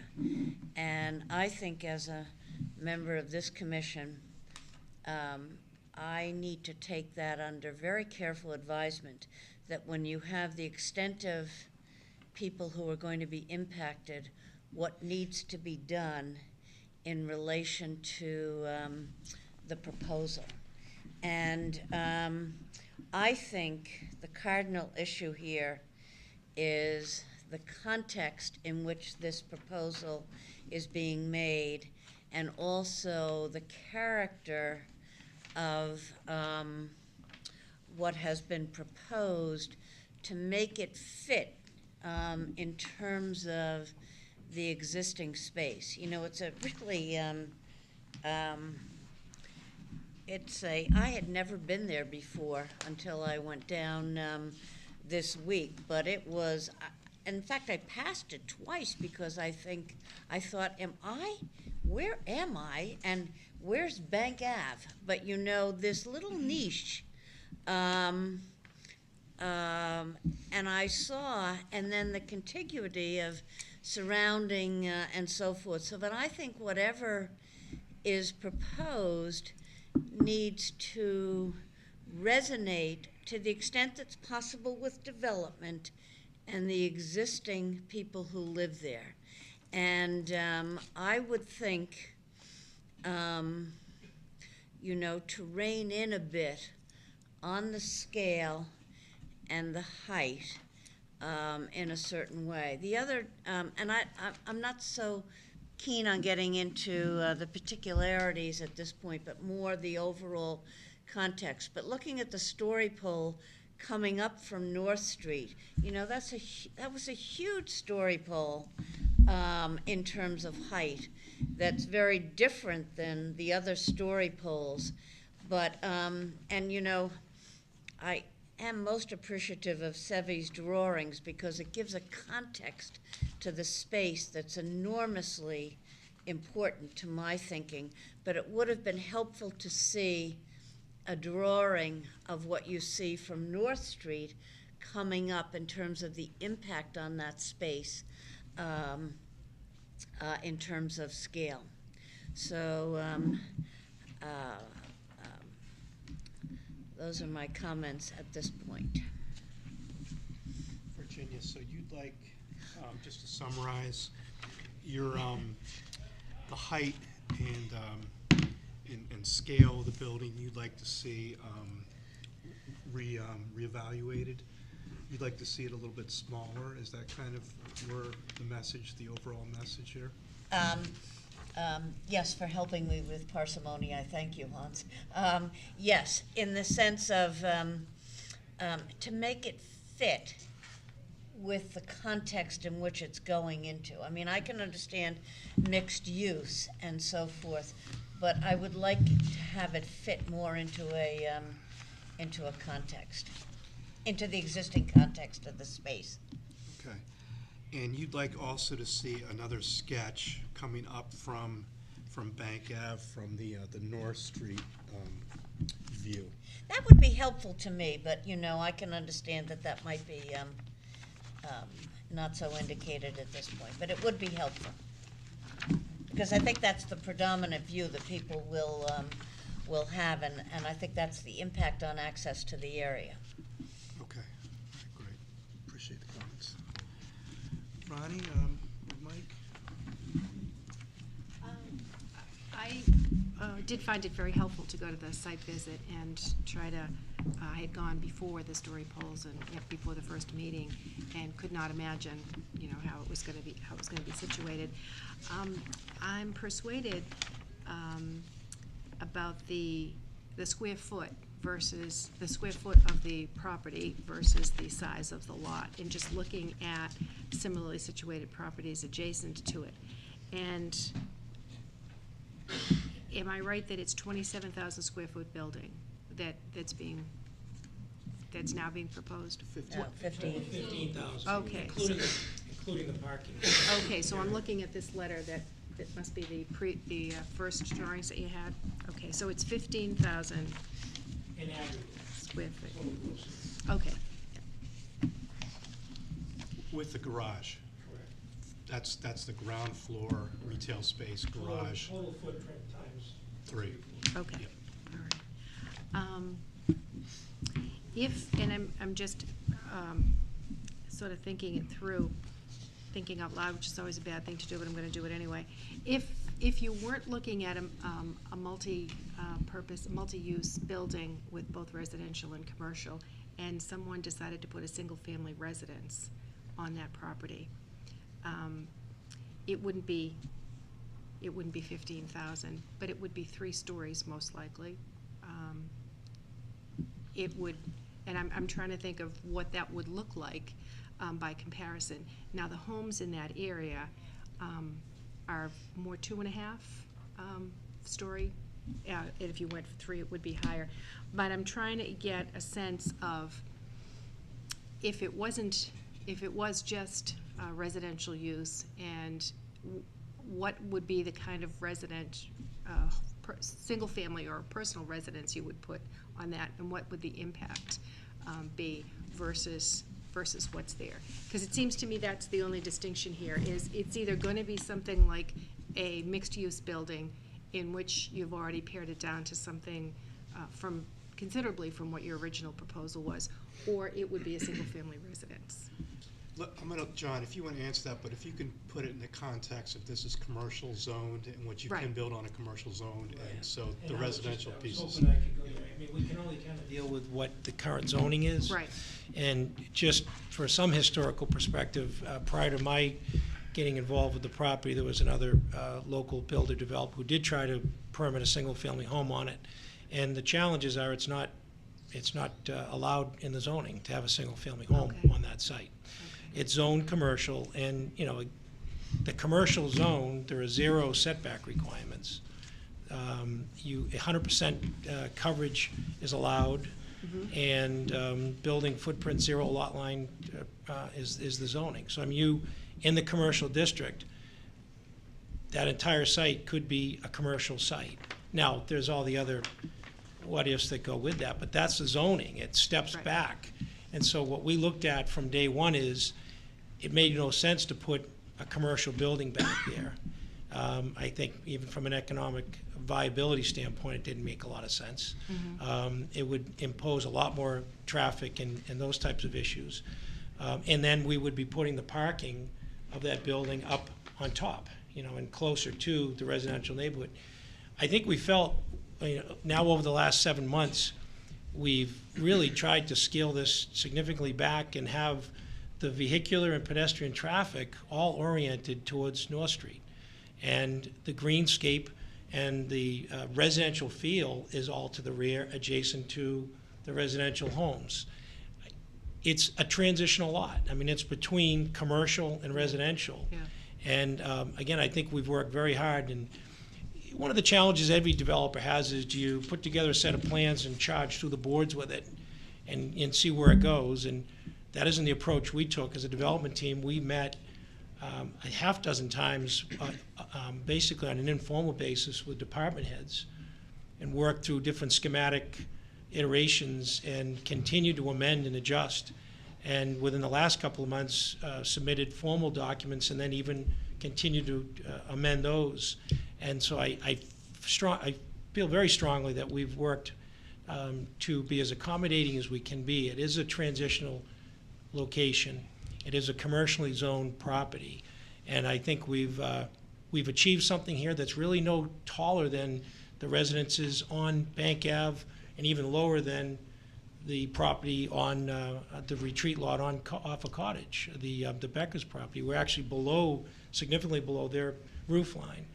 So I think we've really worked pretty hard here and try to be as accommodating as we could be, to a point where, quite frankly, you know, I'm at a threshold here in terms of the economics of the project to make it work.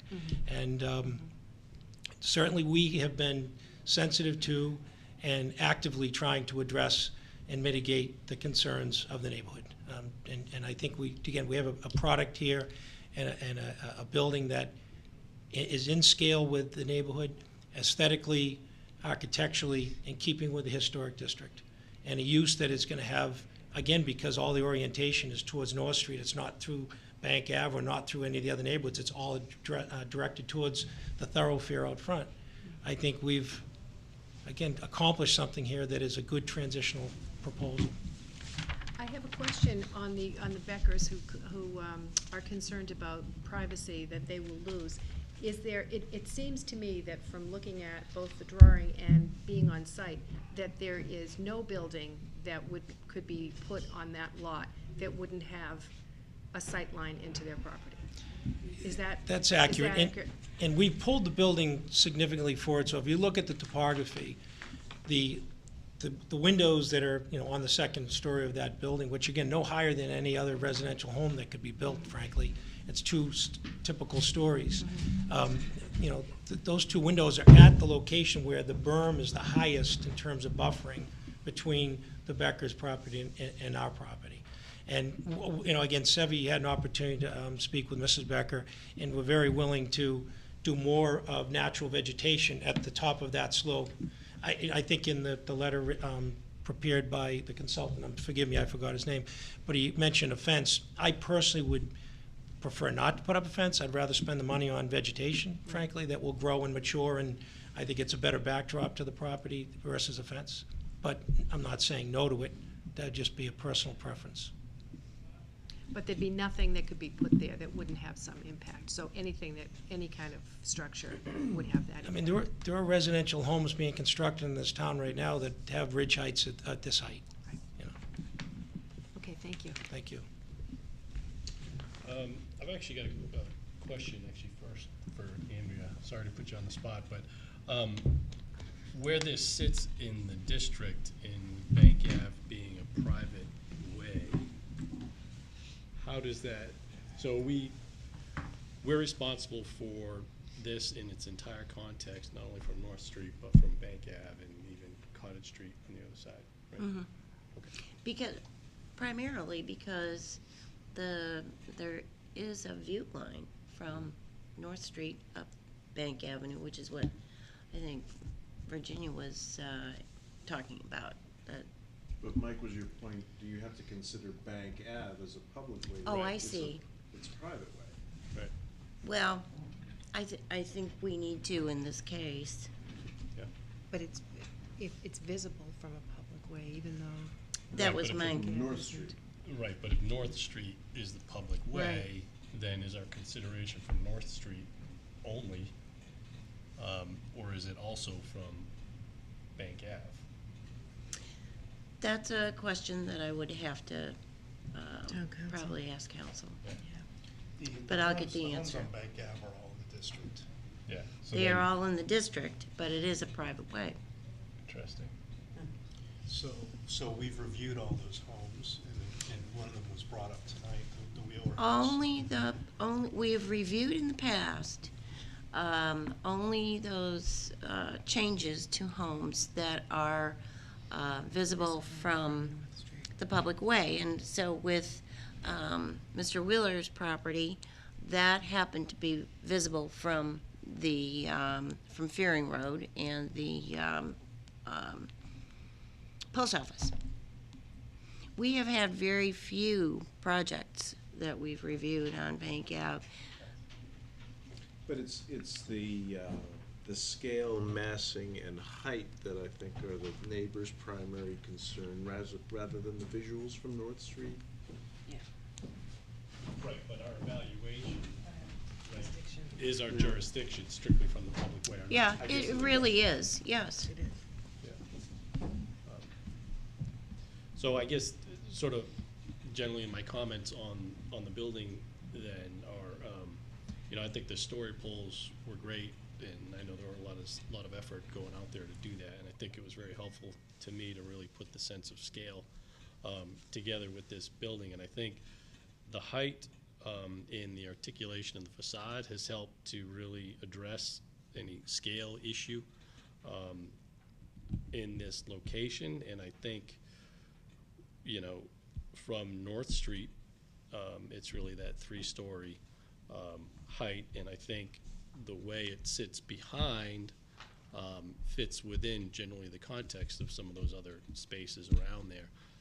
And I think as you go further down Bank Ave and around the corner there, it's more of a 2-story expression around that corner. I think what starts to contribute to the mass in comparison to some of the other structures around there is the footprint being a little over 5,000 square feet, which just in one of the diagrams, I'm not sure who it was prepared for, seems to correlate on towards the post office and some of the larger scale buildings. So I think, the height, the articulation, the number of stories seems okay. It's sort of that footprint that really starts to contribute to what may be perceived as a larger mass. But I think the way it's sort of tucked in there within and being able to utilize the slope of the grades, I think this fits in that spot okay, particularly being it commercially zoned in that area. So those are my comments. Mike, last time you had a question about the elevator shaft Yep. and the extension above the ridge line.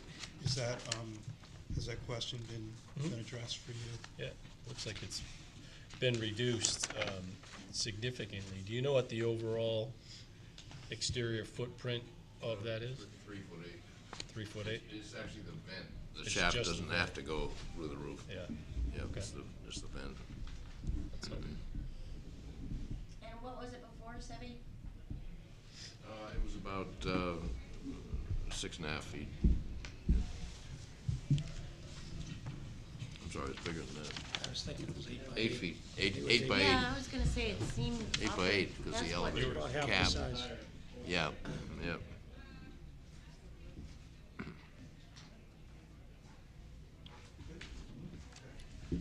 So, from my standpoint, I came to one of the first planning board sessions when you guys were at 35,000 square feet, and this was just a completely different project, and it was shaking my head, honestly, given kind of the size and the number of units. And I must say, I'm coming at it from a little bit of a different approach here, given it 35,000 down to 15, where you've come from. So I commend you on listening to the folks in the town, the abutters, and getting the square footage down. Story poles are very helpful, attaching them to the trees, putting a line across the top of that ridge, putting all the the markers across the top of the rope, so you can visualize how high this is going to be. I think one thing that's really working in your favor here is the slope of this lot. Because if you were working with a flat lot here, I think we'd be looking at something very different. So from the back of Bank Ave, you've got a 24 or 25 foot structure, which is very modest, two-story building. And from the front of North Street, you've got something that's 38 feet, which I think is very similar to the building in front, which is a commercial, condo, building on North Street. The other thing that I've been looking at all along is how does the building that you're proposing, how does that mirror what's on North Street in the front? And originally at 35,000 square feet, there was a vast difference between those two buildings. And now I think you've got something that is compatible with what's on North Street in terms of its footprint. And then you've got the slope of the street working in your favor too. So you're not just looking at 38 feet from all around, So I think that works out well. I don't think I would at this point ask you to change the height. I don't think that's something that I'm looking for, and I don't think the size of the building in itself is something that I'm having an issue with now either, relative to the building on North Street. I do have some questions related to the parking and the parking spaces there. I'd like to see as much green space as possible with the schematic. I think what you're trying to do with Sean and the landscape design out back is going to be an improvement over that back lot that's there. It's just kind of a waste area right now. So I think what you're going to be doing there, depending upon what you propose, is going to be an improvement over the existing conditions. I really do. I think it's going to be a more inviting space back there. I think visually, looking at that side of the building on Bank Ave and the back side towards the other houses, I think is going to be a very interesting design that Sevi presented. So those are my thoughts. What would be what are next steps for you at this point in terms of your timing with this board and with the other boards? What would you like from us tonight? You've heard a lot of feedback. I think you kind of know the direction we're going in. I know that Virginia's asked for another visual from North Street and maybe some different, a different size here. What would you like to accomplish here tonight? Well, thank you. We're been encouraged to seek the approval, hopefully the approval from this committee before we meet with any other boards. So we're kind of in a holding pattern. We've put off the meetings with the Zoning Board of Appeals and the Planning Board based on their requirement that we have historic approval before we go forward. It makes sense so that we have an established footprint that we're working with going forward, and so we kind of have a solid footprint to work with. I am, again, for the reasons mentioned, I've spent the last 7 months in many meetings and many iterations of this plan with a very serious attempt at mitigating and lowering the scale, et cetera. And I'm not prepared, frankly, to, I frankly would like to have, be able to get a vote. It could be conditioned on if you wanted to see final landscape design and whatnot, but I certainly would like to encourage a vote so that I can kind of move forward with the process. It has been fits and starts here, and I'd really like to be able to get back engaged with the Zoning Board of Appeals and the Planning Board. So is that fair?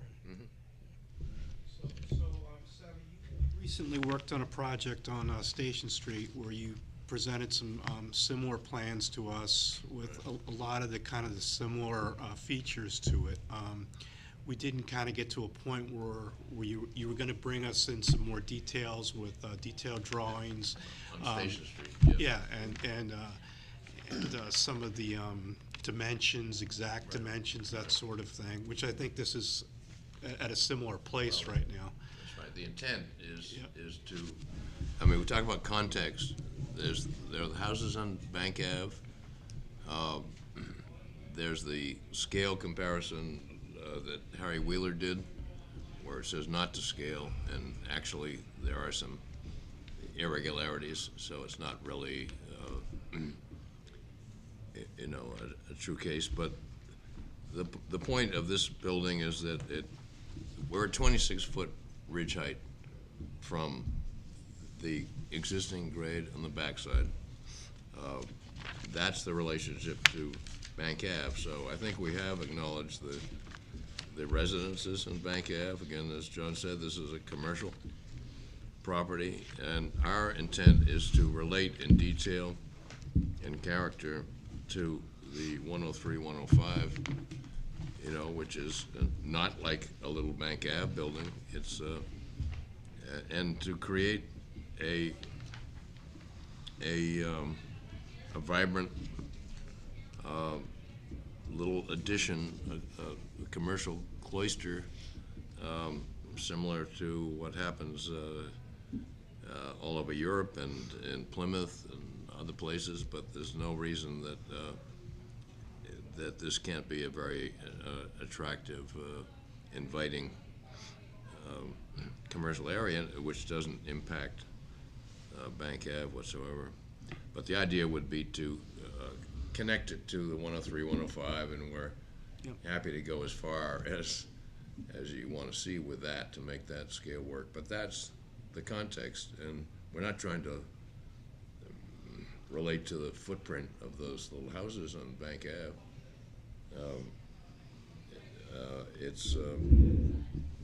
But we're using the grade, the landscape, to play down that impact. So, excuse me, so, Mr. Chair, were you inquiring if there was going to be additional materials?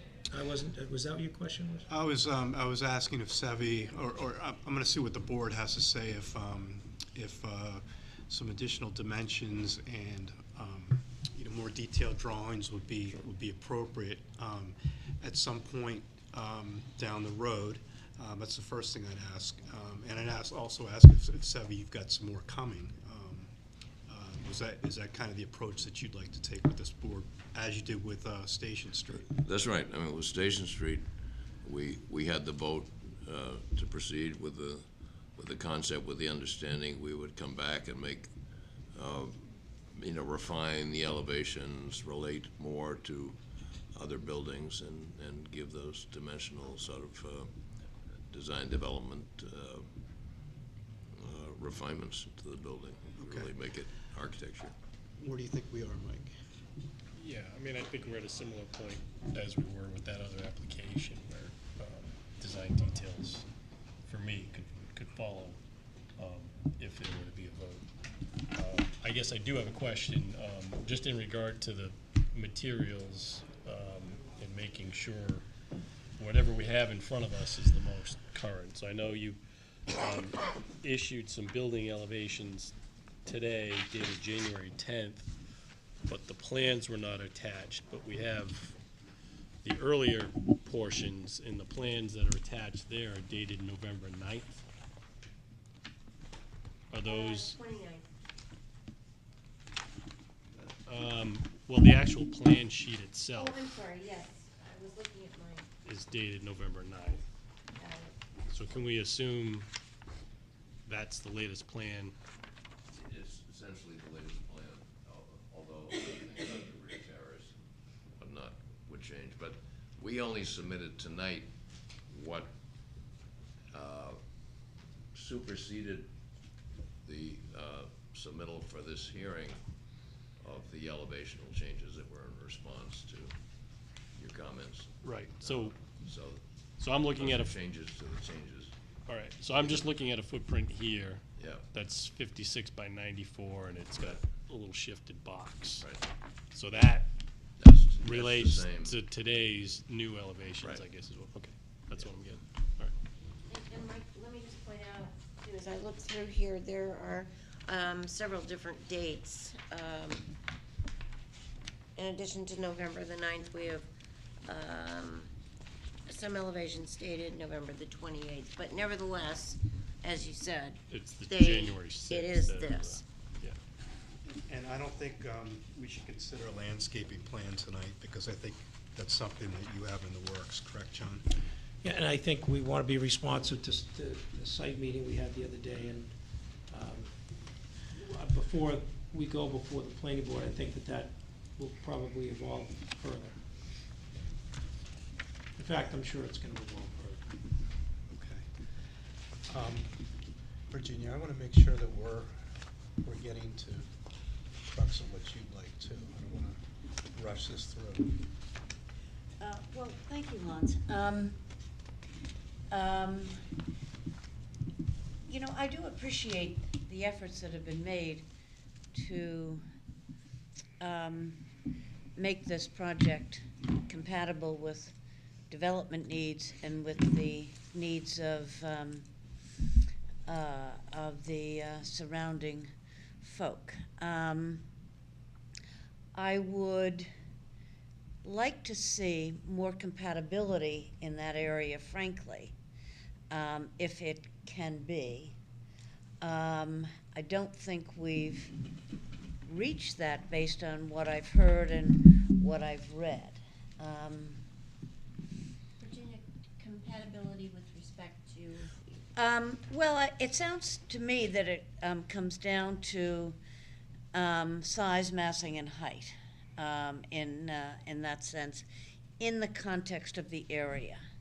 And, you know, this is obviously a bigger parcel than what's on Bank Ave, and, you know, North Street I think is a little bit different. But can there be a rapport that's acceptable to the neighbors?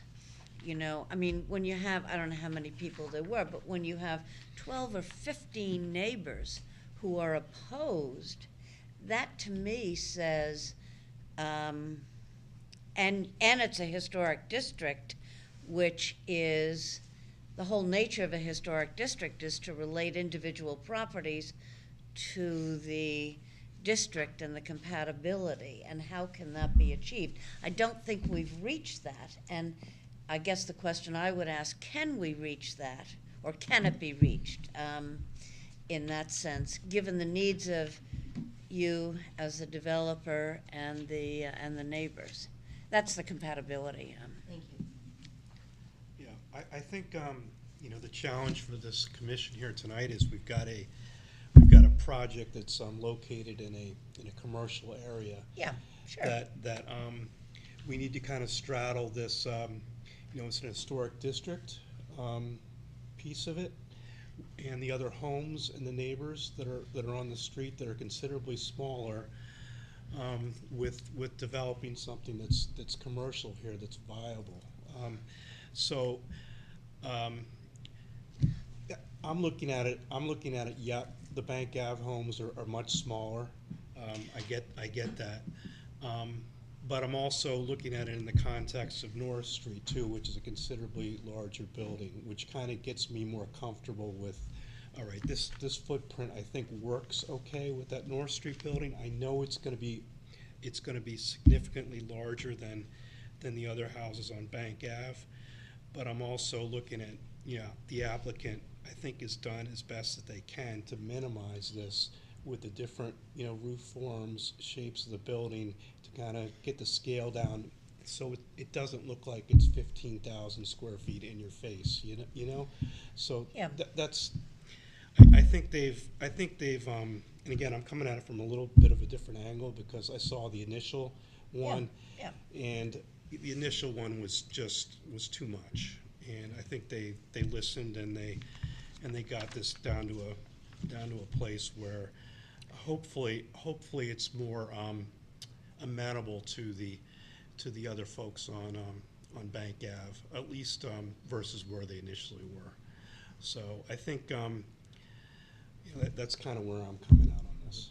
All right, based on our site visit, I walked the perimeter all the way around and walked up to the very edge of the property towards the Becker's house, and I found that those story poles, I think, really told a tale of that I'm not persuaded that it is a excessive size, height, and I'm seeing in these designs a lot of sensitivity to the neighbors and trying to make take a commercial property and propose a structure that is as sensitive, I think, as the applicants really can be. And I'm not persuaded, based on the site visit, that it is unduly sized. So Mike, so we can get some detailed drawings, you think, at some point down the road, the commission can take a look at that to make sure that we have the window sizing correct, the entries correct, the returns, the trim work, all that savvy that you can, supply to us with some of the measurements and that type of detail at a meeting down the road, okay, as well as the landscaping plan. And I think from Virginia's standpoint, if you wanted to, if you had a little bit of time and you wanted to do a sketch from the North Street angle, I think that would be very helpful.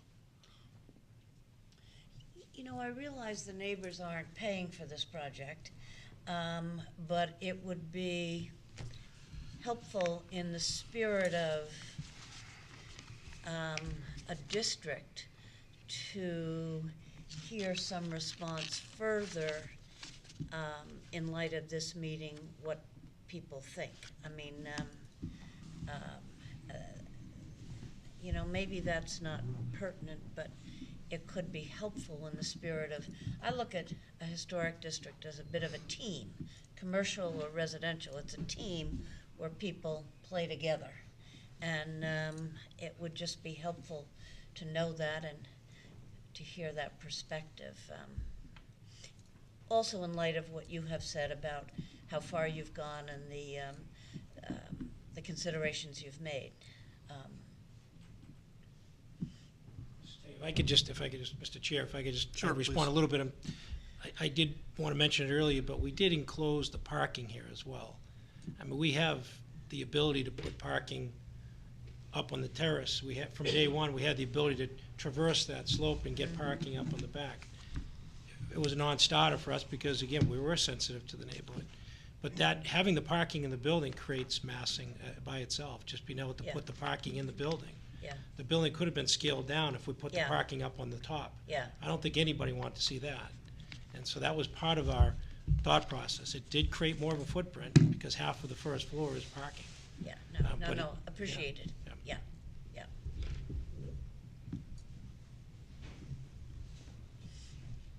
Any other comments, thoughts? Questions from the audience? Follow-up? Please, if I just have one question. I appreciate everything that was said. I'm sorry. Yep.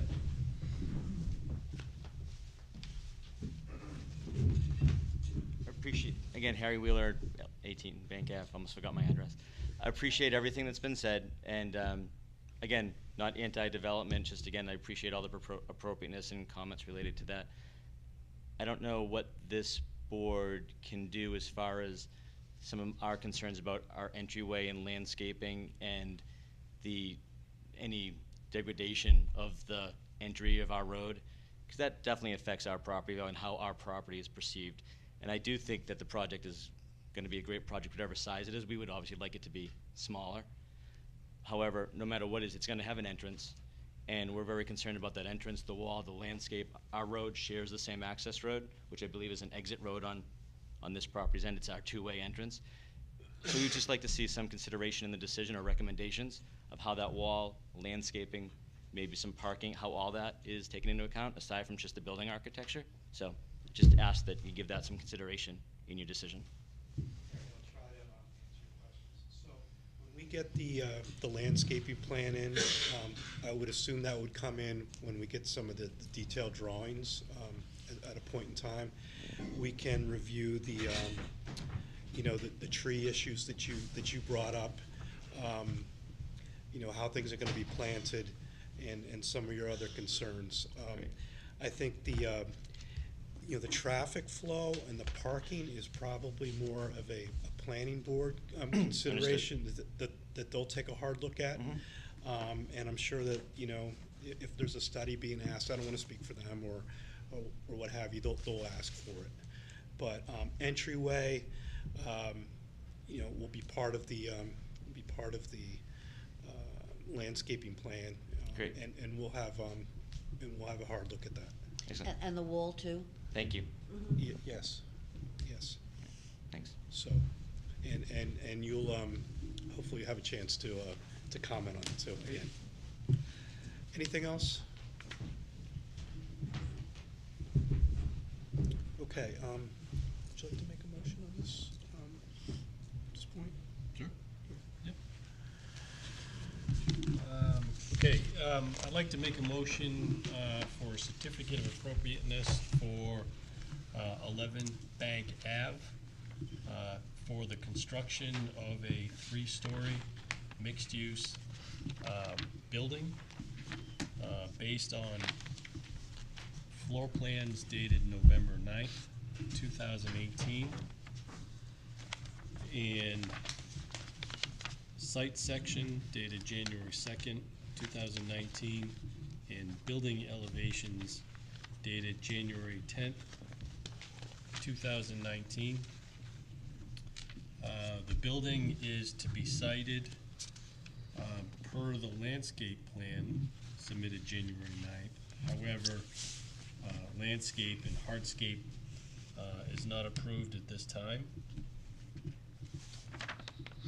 Applicant to submit for final review landscape plan, window and garage door and lighting cuts, trim details including the rake and the eave, and the relationship at the stone and trim, wood trim. All exterior siding to be wood, all exterior trim to be wood. Roof is asphalt shingles.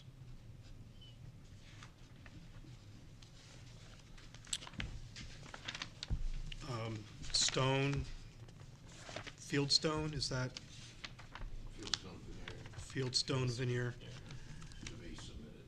Okay, to be submitted. Do you want to call out the windows at this point, what they're going to be? Windows, wood, simulated divided light. Yeah, wood simulated divided light, 2/2 windows,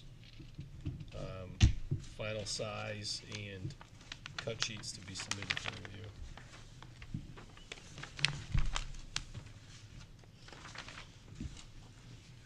We forgetting anything? Anything to add? Okay. Do we have a second?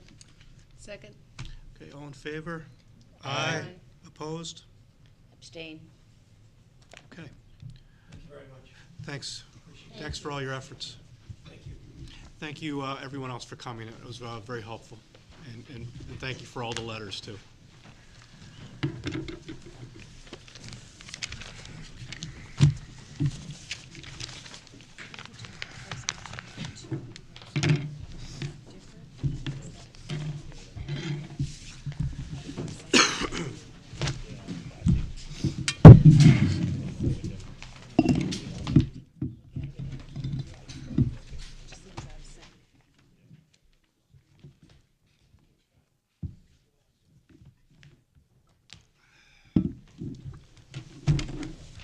Okay.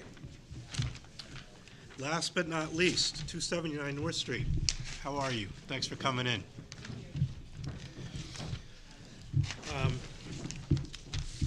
Let me give a little bit of a backgrounder here.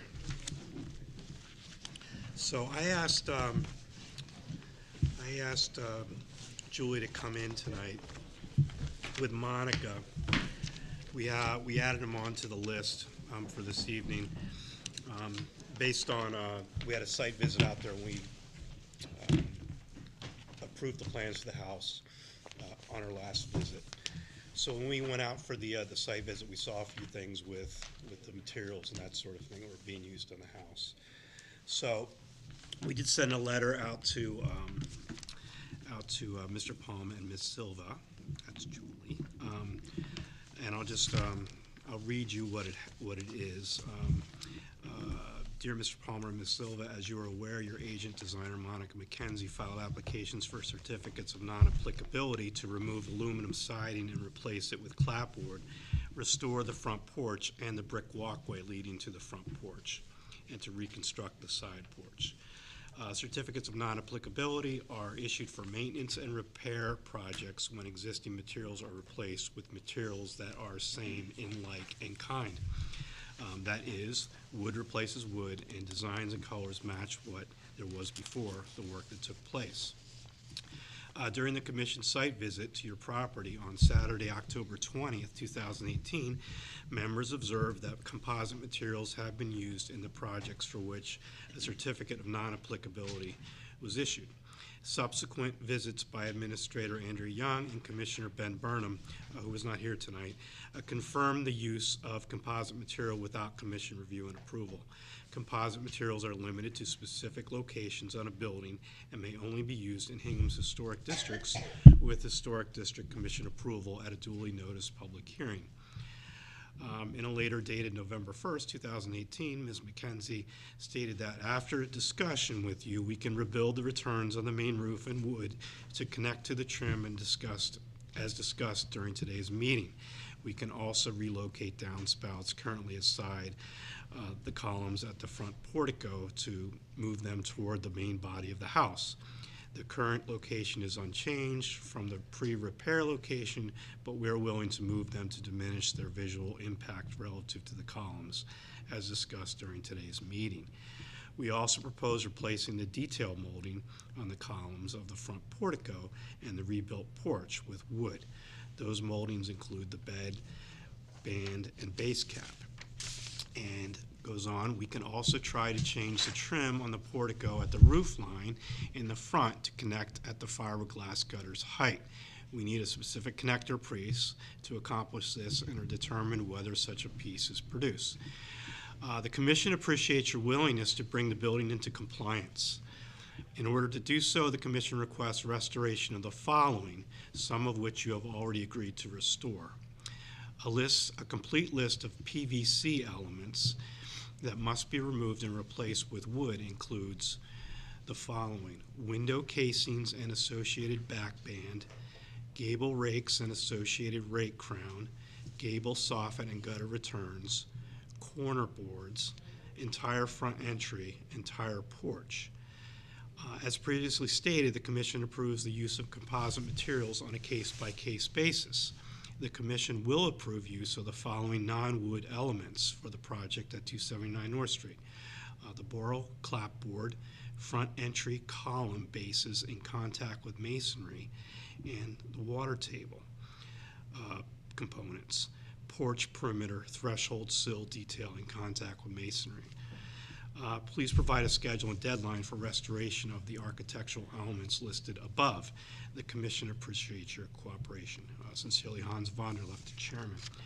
So I know you had a meeting with Andrea following this letter, so thanks for doing that. And again, thanks for coming in tonight. And I also know that you want to make some modifications to the approval that we granted last time with respect to the back of the house. And I did have a chance to go out there with Andrea a few days ago, and I'm just going to give the board my take on this. The front house is, the front of the house is obviously visible from a public way and from North Street. The side of the house, that's directly facing, the name of the street is? Burton's Lane, I'm sorry, thank you. Burton's Lane, that is visible from a public way in Burton's Lane.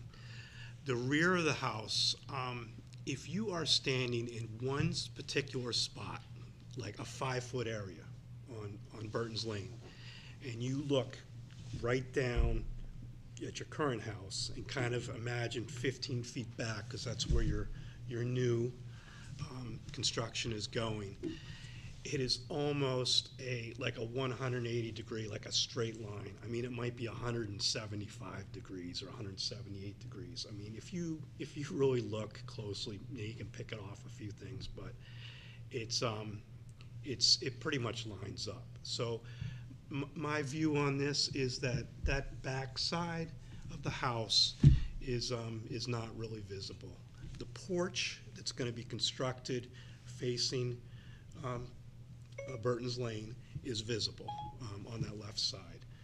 The porch on the other side. Rich Burns, Aaron Burns, or Mark Burns. It's alive. The right side of the house is not visible at all. So, and I think we went over that last time. So, that was my take on visually what you can see and what you can't see.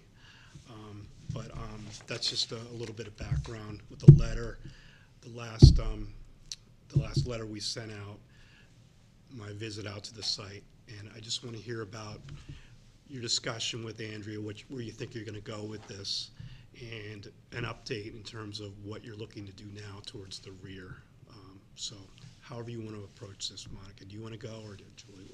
I think that, well, first of all, I'm sorry that we're even here discussing it.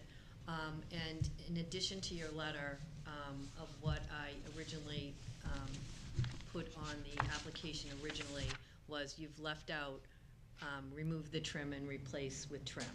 So I didn't specify what the materials were, and I don't feel, I understand that, there's a certain expectation, but I also feel that the house was covered with aluminum. A lot of the trim was aluminum. Some of the trim was wood. And I think that it was, I also had the color approved. I mean, all those kind of issues are not on that letter that you sent. But where we are here is that my understanding is that my originally thought and compromise, I'm trying to come up with a compromise because I don't want her to have a huge expense on this.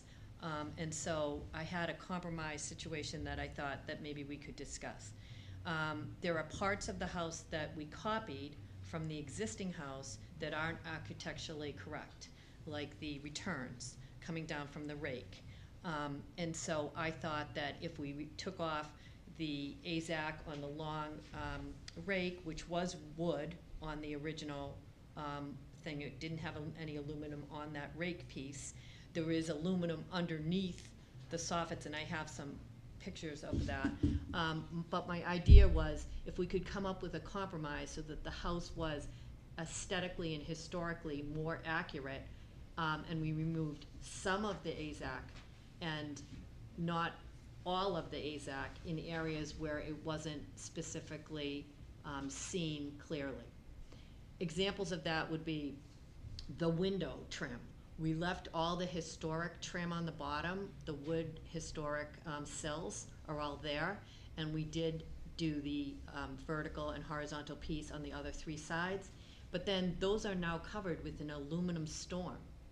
It seems like that would be a good area to compromise. It's a lot of labor, material, to then put a piece of aluminum over it. Doesn't seem to make sense to me at this point. Removing the rakes and the corner boards, replacing them with wood on the rakes and the corner boards. They're long pieces of material. If we could get approval to use composite material in the back, in the areas that aren't deemed visible, at least she wouldn't have to incur the cost of double paying for materials. And I would help her with the labor of that because we're in this problem. I appreciate things that are touching water, bases, so forth, are deemed acceptable. So that would be the water table, the areas around the base of the columns. The front of the triangle also, this front of this, there's some areas that when you came out and you saw the site visit initially, when you guys came and you said, well, like, you didn't like that, and I understand, but we have pictures that it was existing and he copied it, and it's wrong now, but it was wrong then. So she doesn't really have to change that because it was existing in that thing, but it's incorrect for the house. So another compromise would be we'd change those kind of details in wood to make that more historically accurate, as a compromise for leaving the window trim. The front of the house, the whole front part of it, the door itself has been restored and is the original door. The pieces on the side, the glass has been re-leaded and repaired, restored, and that's all wood. The sill underneath the door has been replaced with wood and has all been repaired. So the front facade of the door area is accurate and much improved. The triangle part over the portico is not as good as it could be. And so that's another area where we would take that off, redo that with wood. And I had my little copies of Get Your House Right portico.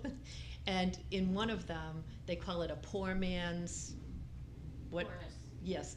And so I'm looking at that and I'm saying, you know what, I don't even need those return pieces to make that work because they'll fit there. And then I don't even have to do that.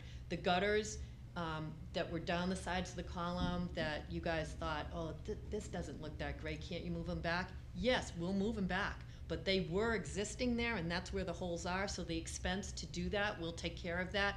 They'll be moved back. We've already removed the gutter that came down in the front of the house originally. That was a total eyesore. The areas underneath, it had a kind of a garrison detail across the front and the sides that we removed. All that trim was aluminum. The trim underneath all of the gutters was aluminum. So I'm hoping that we can come up with some kind of compromise to get it to be aesthetically better, and to kind of defer the cost.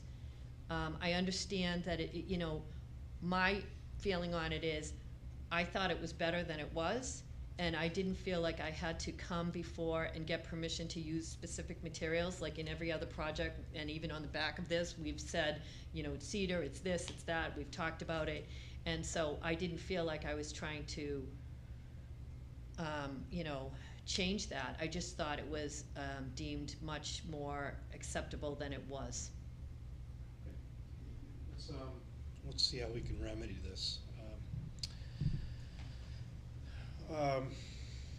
So maybe the best way to do it is just kind of go through this list that we put together before and see what's amenable to you. Do you have a copy with you?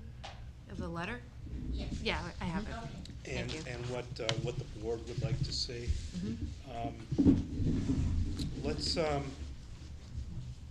Let's start with the windows. So the window casings, and I think there's a band strip basically that's composite that's there, correct? And that's something that you want to keep there. The aluminum windows is going to cover what? It covers basically the face frame of the trim. Okay. The aluminum window covers the. Okay. So you're going to see a strip basically. It's like a 1-inch strip. Yeah, and I just wanted to add one thing to what she said earlier before we Yep. start to dive in. I know when you guys came to our house, you could see that it was composite, but it wasn't painted then. And she brought an example of what it looks like when it's properly painted with the brush, which is what it says to do in your book. And you really can't tell the difference, like even close up. So I just wanted to make sure So, everybody I mean, knew you what can it looked see like. with the brush marks, you can see the composite versus the wood. I tape the sides. What's that? So that but it clearly, you would have a hard time to know. I'm just saying, Yeah. it's not, when you did come to see it, we weren't trying to Yeah. pull a fast one, it wasn't even painted yet, so you couldn't even see that it had brush strokes or whatnot on it. So I hear you on that, and I just, I'm just gonna, we've not approved these before. There's a reason, this is a commission about preservation.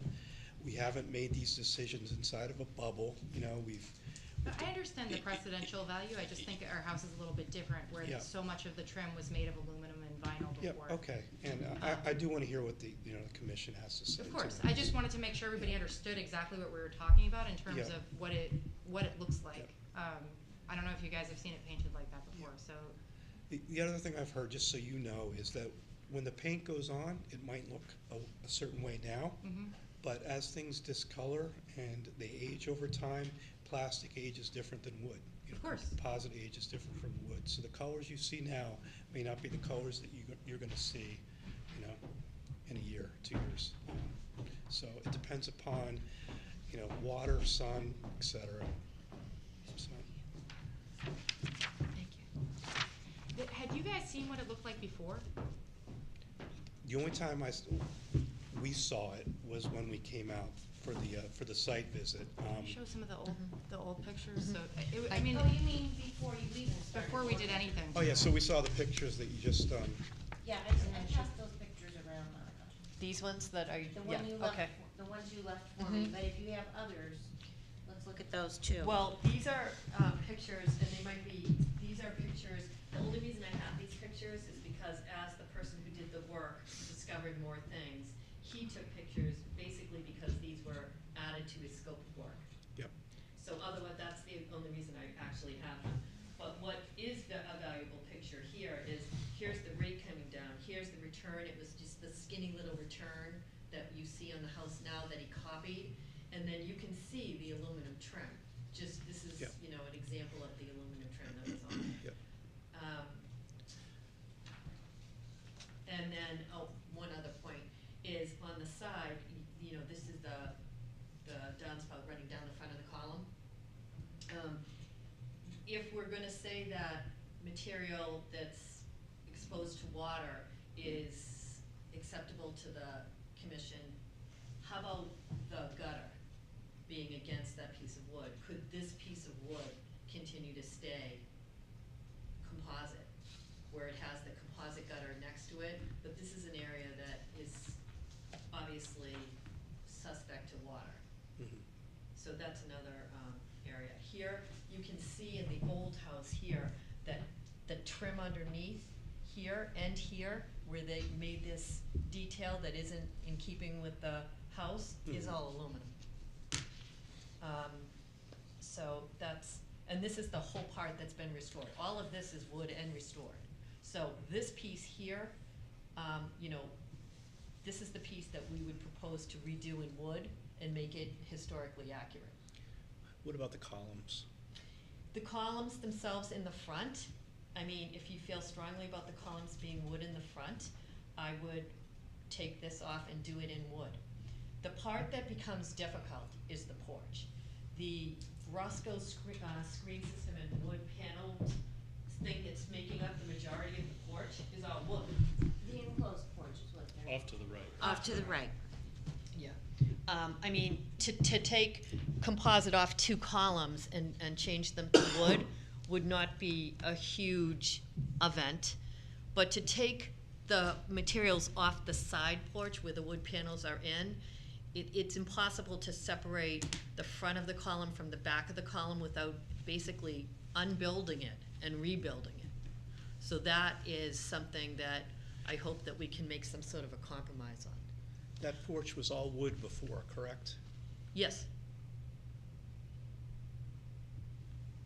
But it didn't have window panels. It didn't have the paneled system. It Yeah. had big sections of screen, so it wasn't as labor intensive as trying to make it the Brosco system, where where those panels fit between columns. And the big screens, you know, were all destroyed and everything was gone, so it seemed like a better option to do it with the wood paneled system. Okay. The whole base of that is sitting on water, so basically on the ground. So we're saying, you know, the whole base of that is technically okay. Yeah. And the band that goes on the outside as a detail, 3/4 of the way up the column, is a piece of you know, AZAC. If you said, can you take the band off and replace the band with wood? Yes, because I can do it all on the outside because that's to the frame. But to take the entire column off and it as an interior part of a porch, is that something that the commission would have jurisdiction over anyway? The Are you s- interior Are you space? still referring to the porch on the right-hand side? Yeah, yeah. I understand the front porch, but the front porch to me is not that big of a deal because we've already agreed to repair this so that it's historically accurate.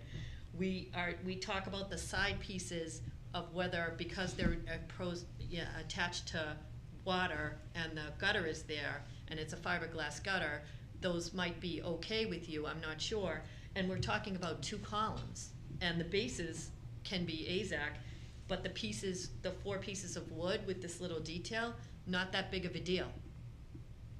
So I think there's some areas that are not that big of a deal. If I took off the pieces of AZAC on the corner boards and the rakes, I can potentially reuse those on the back and replace them with wood and paint them.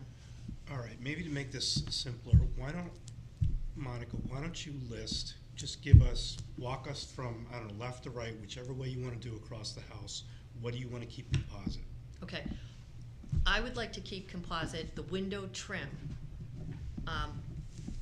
excluding the historical sills that are wood that are there. And about how many windows is that? 1, 2, 3, 4. There's 9 on the front.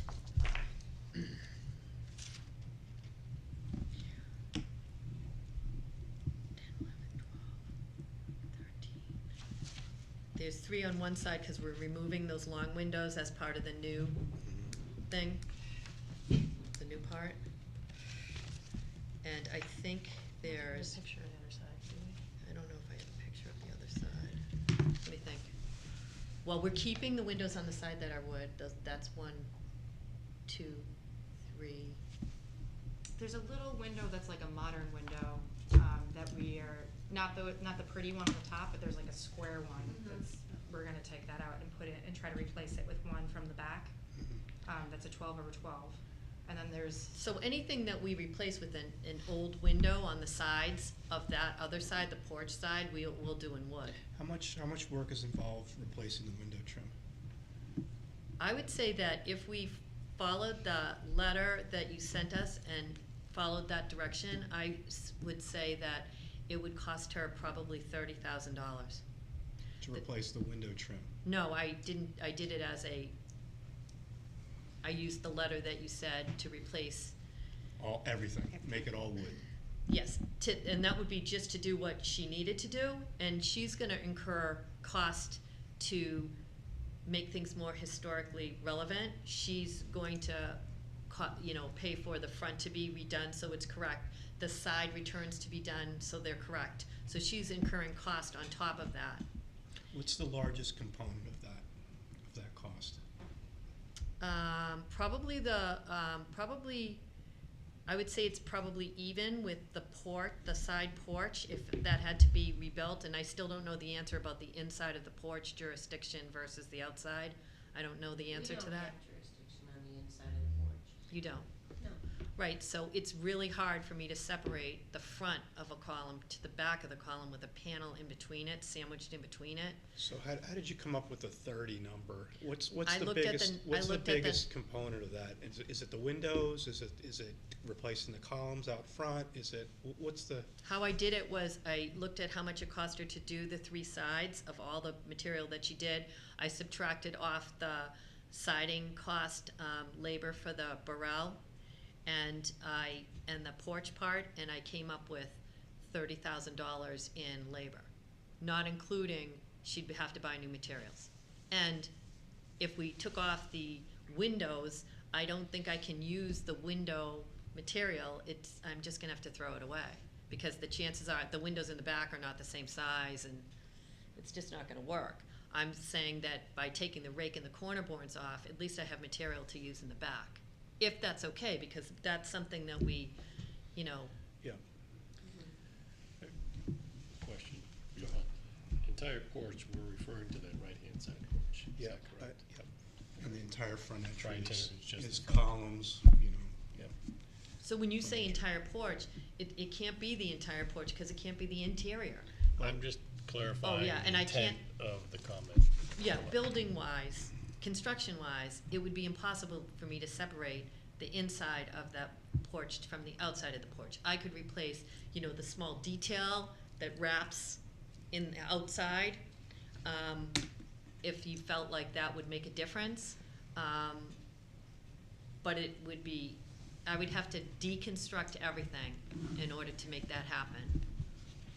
And those, it's not that the entire porch right now is composite, it's the panels are wood. The most of it is wood. We saw that. Okay.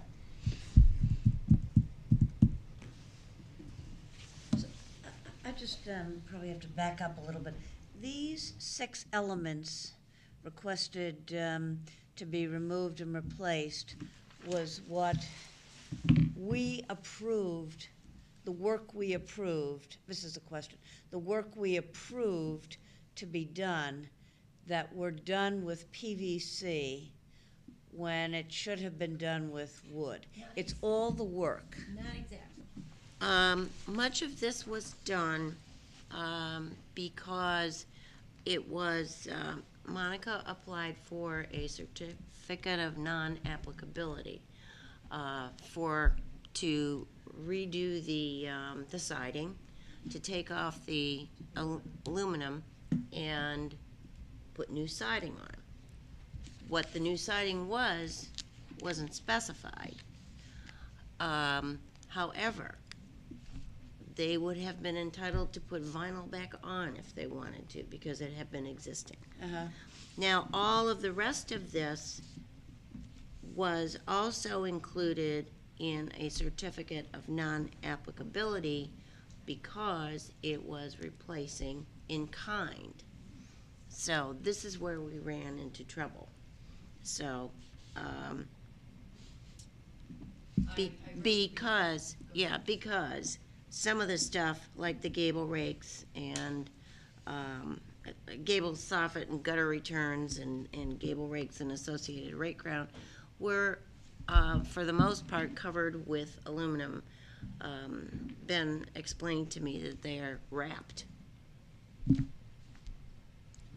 And mostly that could be true, and the example of that is the picture right here, where the gutter, you can see that this is actually wood, but this is not. Yeah. So even this trim area here where it returns back, this wasn't wrapped in wood, this wasn't wood. Wasn't wrapped in vinyl. I mean, wasn't, no, but the I vinyl see. came off and there's wood underneath, not necessarily here. I see. Mm-hmm. Here,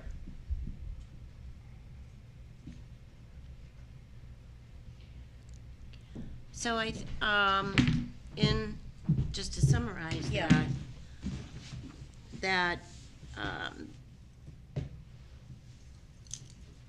I think there was probably either a lack of or a miscommunication as to what materials were being used here. Now, on the one hand, some of it would have been allowed by right because it was already existing as vinyl or whatever, and to put the AZAC on was an improvement over the vinyl. But then we get to some other things like the columns, the front entry columns that were wood but were in terrible shape. And that area over the, on the portico. and also the entire porch on the right-hand side had been wood. So, there we have it. Our initial idea was to just rebuild the porch, and that's what we were going to do. But it couldn't be saved. The roof didn't connect to the house. The roof was not connected to the house, so there was a gap between the roof line, the shed roof line, and the house. It wasn't built correctly. It had water infiltrating running down the inside wall of the porch. The slab that it was sitting on was cracked, uneven, and separating from the house. It became apparent that we couldn't rebuild it the way it was. So I came back and I brought in the pictures and told Andrea what was going on with that.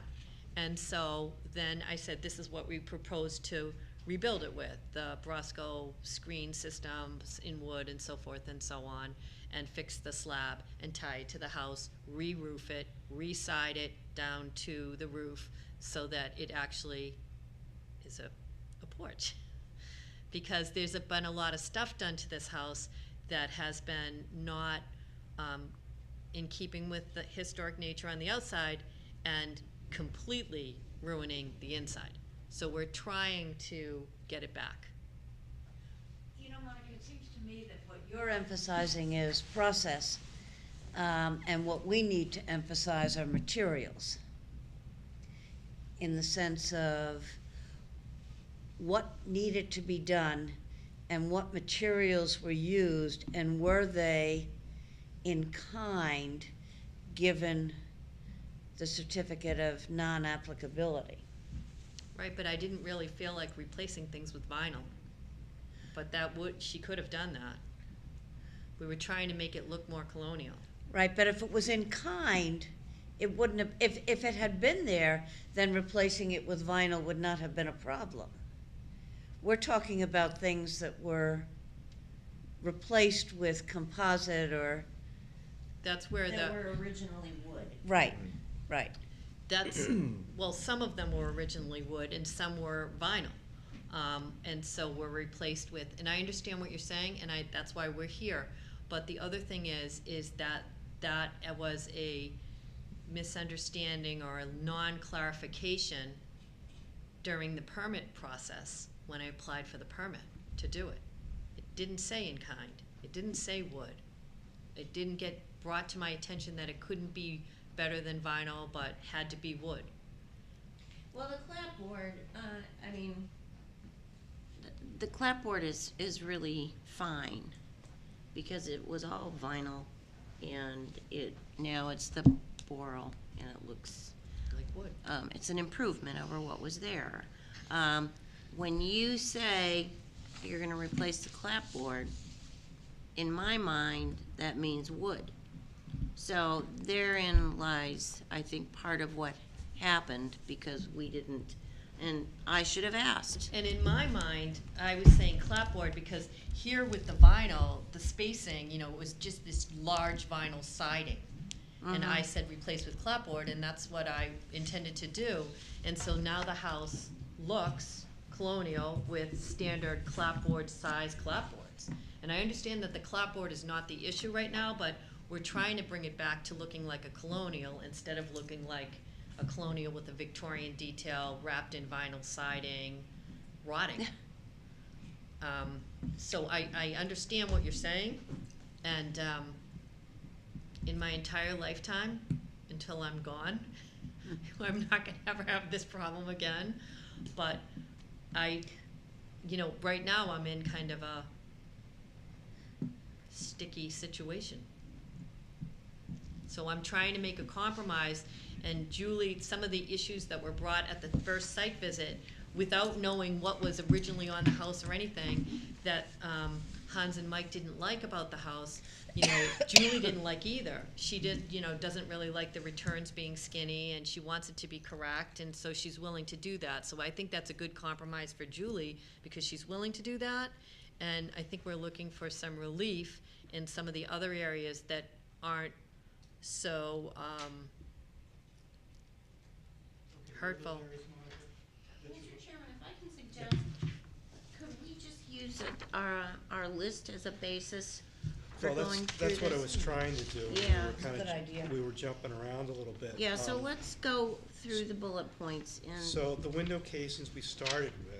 Yes. And, you know, it sounds like you'd like to keep the composite there. Before, these windows were wood, correct? But there was vinyl right up against the side of them, okay? So you'd like to keep that strip of composite in the casing.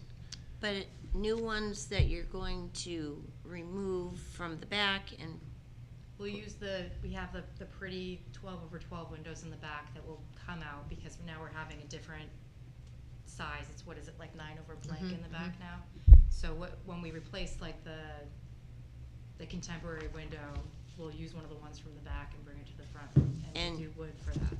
surround it with wood. This is what we're talking about here too, is this area here. I think there See are these two that need windows? to be Yep. fixed. See this little square contemporary window? And then there's this window that's a blank over blank. There's a matching one of those here.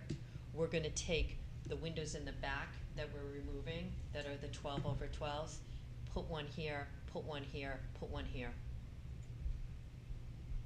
Okay. Do you know what I'm saying? So, Yep. to try to make this more, you And know, we approved matching. that in the design. Yep. And then when you talk about windows behind this, I think we deem that that's not, Yep. you can't see it. So let's move on. You wanna, the window casings, you wanna keep composite. All right, and then we'll vote on this after. The gable rakes and associated rake crown, this was a vinyl issue before, correct? These were in vinyl. I don't think we have jurisdiction over vinyl. I think if you wanna replace them in vinyl, you could, but if you want, anything's an upgrade.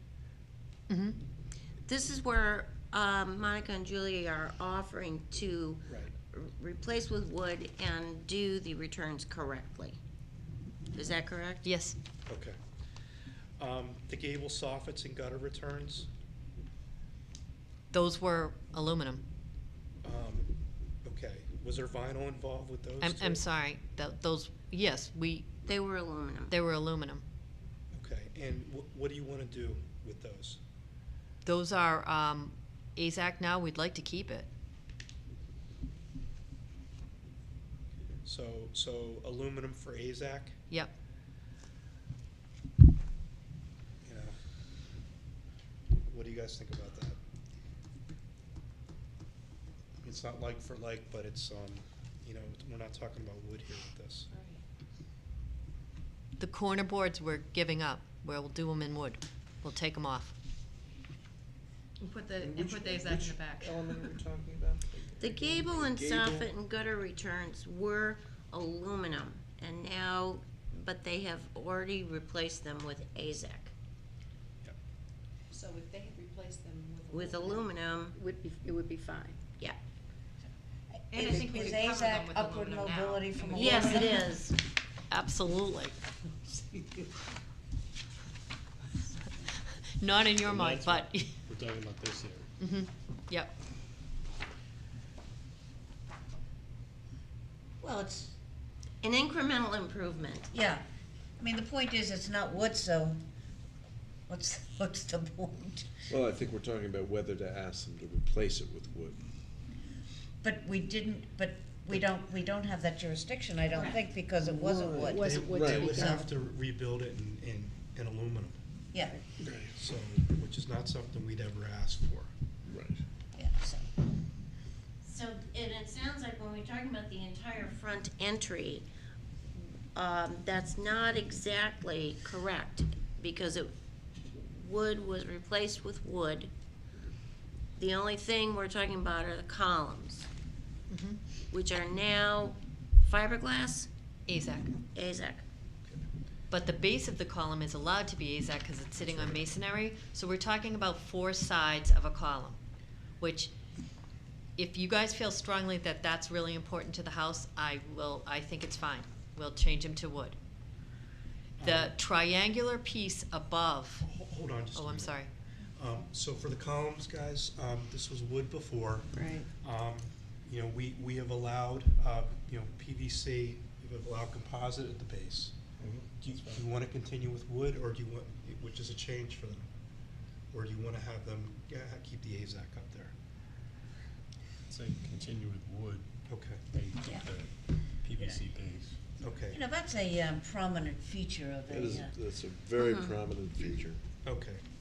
All right, so that's gonna be a wood replacement for what's up there, and you can keep the base. And what were you gonna say about the The triangle? triangular piece above on the portico, Yep. we'd like to redo that so that it's Okay. a poor man's correct, how would I describe that? The Poor trim? man's cornice. Yeah, Yes, so you can do that in wood? yes, wood. Okay, you can do that in wood, okay, good. The two pieces that the fiberglass gutter is attached to on the side, I would like to keep that AZAC. There's a fiberglass gutter that's a round replica of the wood on it. That's the area that rotted so badly before. A, I don't think you can see it. B, the fiberglass round gutter is okay with you guys, so I would like to leave those pieces that run along the side to be AZAC. And what were they before? Wood. But those were really rotted out because. Those are it was up those against really the- rotted pieces. it was a wood gutter. It was a wood gutter. It was a wood So the gutter. whole, the front entry, we actually were worried that it was gonna fall down if we left Okay. it there another winter. It was in bad shape. So I think in the past, we've allowed aluminum gutters, and a composite would be something comparable, correct? Right, plus, we copied the wood gutter here Yeah. and bought the composite round at Okay. a good expense. And so I'm talking the piece behind it that it's attached to would be, still stay AZAC. Okay. Personally, I don't have an issue with that. Anybody? Okay. else okay with it? I bet if we asked for the kind of wood you can get today to be put there, it would rot pretty quick.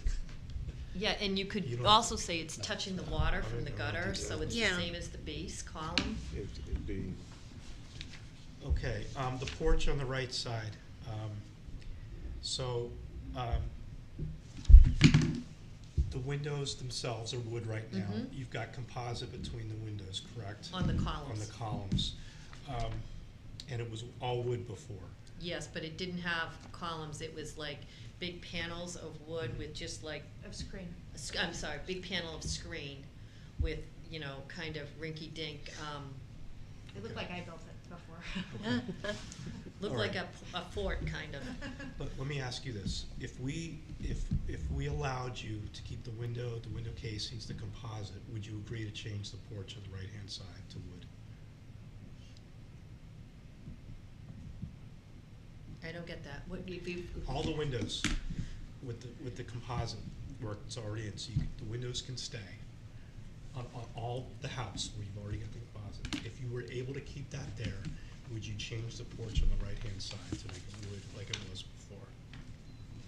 I would like to say no, because I have to deconstruct the entire porch to rebuild it. I can't take the columns on the side that are AZAC, the panels are into the column.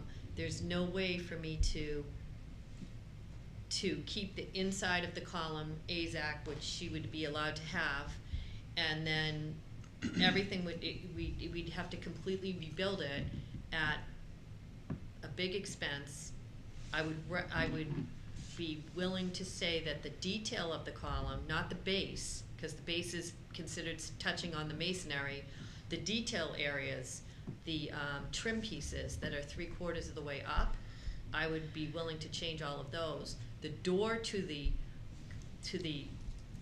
you've got to realize that the thing is, 5 panels by 3 panels, and that's the entire side of it, and 36 inches of all of those things are wood, from the bottom to the top, because. And the trim detail on the top too. Right, We had because made the out of base cedar. is, they're those Brosco systems, the base is wood, the things are wood, the top is wood, so it's just the pieces that are holding it. So in order to get the pieces that are holding it off, and half of it is not within the jurisdiction if it's interior, Okay. is huge. Was there, so you're saying the only thing that's PVC on that side porch are the columns. That's true. There's no trim, there's nothing else. There's that's no more PVC. trim. That's it. Was there I'm trying to picture it when I was out there, it looked like it was a lattice We that took was that all out. We routed took it out? out. Put out of wood. And we made it out of cedar. Right, because I remember that was PVC. Yes, when and we were took it there. out. I Yeah. hated it. She hated it. She hated it from when it went up.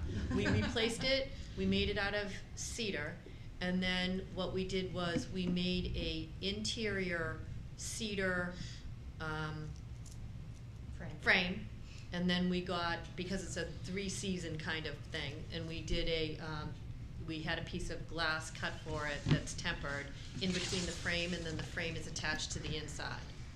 Same with there was a door going in and there was a piece of an opening on the right, and they don't make a panel that size. So again, we made a cedar frame for that, and we had the glass inserted into it. So it's very custom over there. Like, you can see now that the lattice piece, it's not painted yet. Right. So you can see this, it's cedar.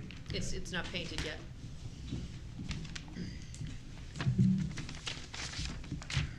What do you guys think of the porch?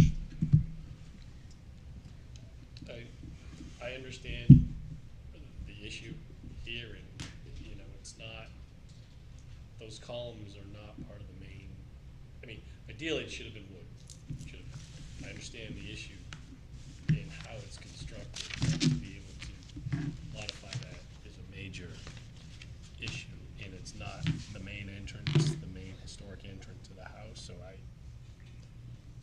would almost compromise on that as opposed to other areas. That'd be my opinion. Okay. Ronnie?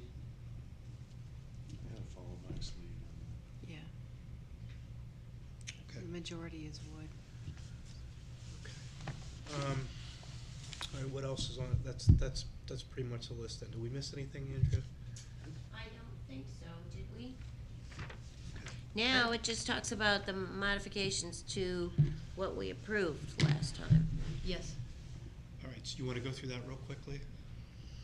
We, in the Burton's Lane side of the house, do you want to talk about the, Well, it sounds like you understood what I was saying Yeah. about the view. You're not, do we agree that you're not gonna be able to see it, or? So on the rear of the house, Right. you would like to replace all those windows with a composite Right. and not wood. That's Right. that's the change, correct? Right, because you're really not gonna be able to see it at all from Burton's Lane, and the cost difference for us is about $10,000. So I would agree with not being able to see it that clearly. Again, it's like a 5-foot area there on Burton's Lane that you might be off by a degree or two, and you might be able to see just a shaving of these windows.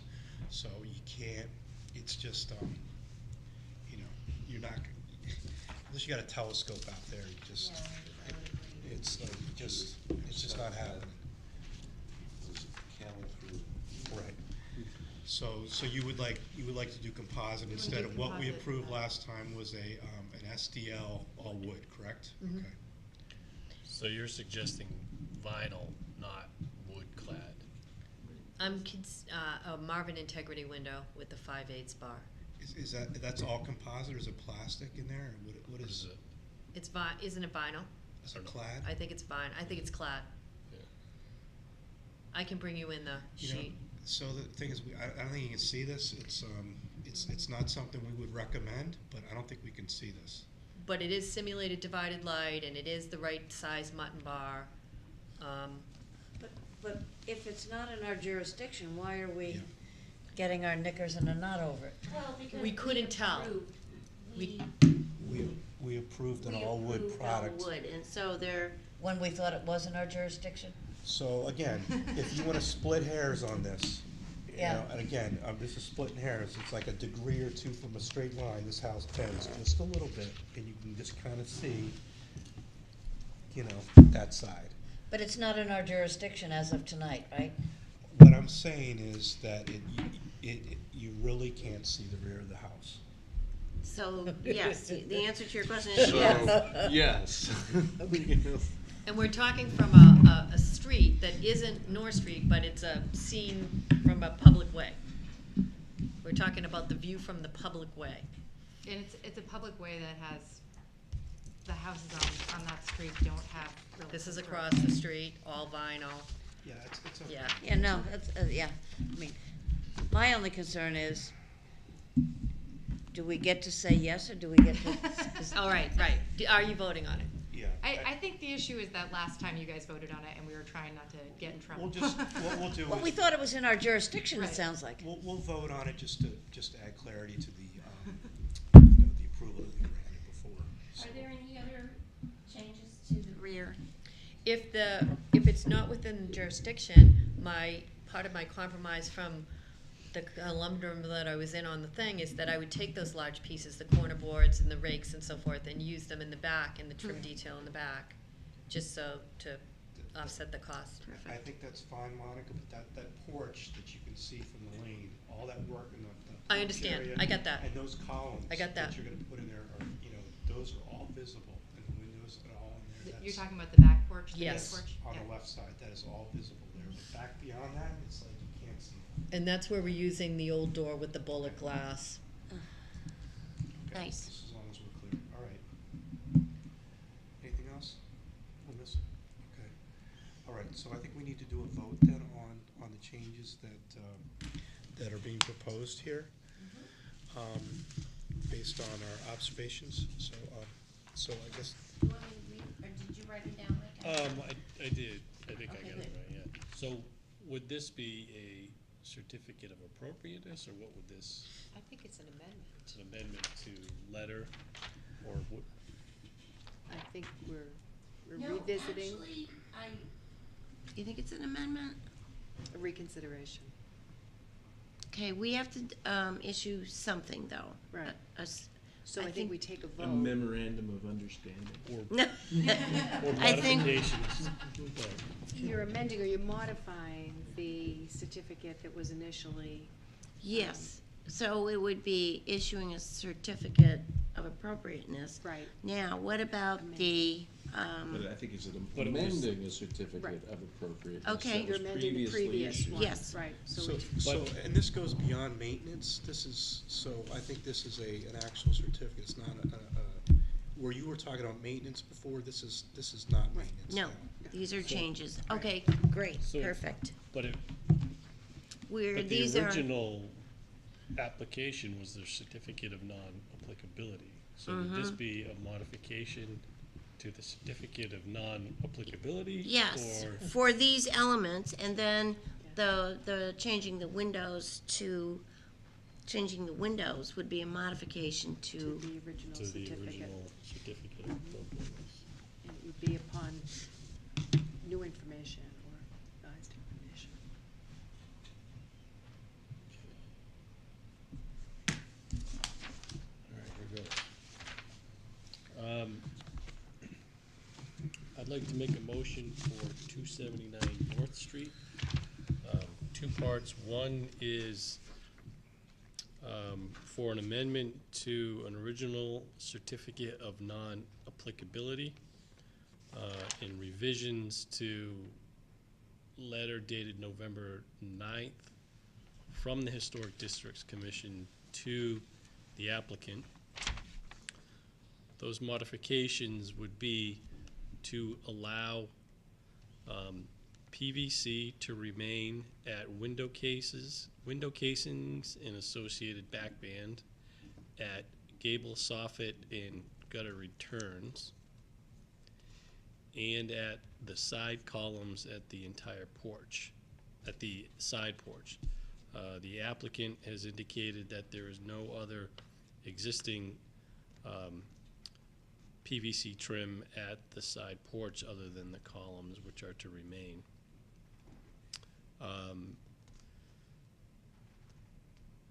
Pieces to be replaced with wood, reiterating the original letter, are to be gable rakes and associated crown, corner boards, front entry columns, and decorative trim at the portico.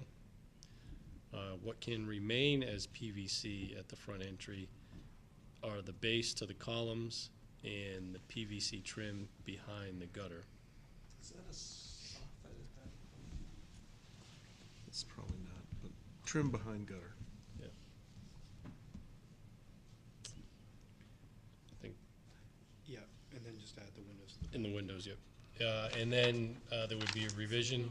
Just the one thing to add to the gable rakes and associated rake crown is that they would be rebuilt in wood using the correct detail. Correct. And modification to the original certificate of appropriateness.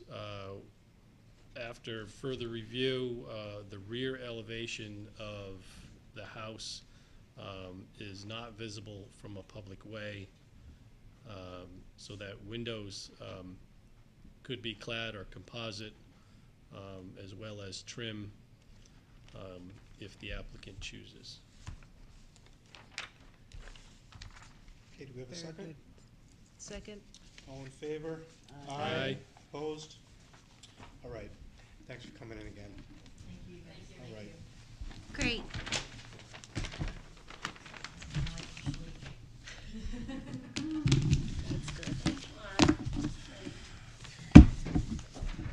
Do you need these, Andrea?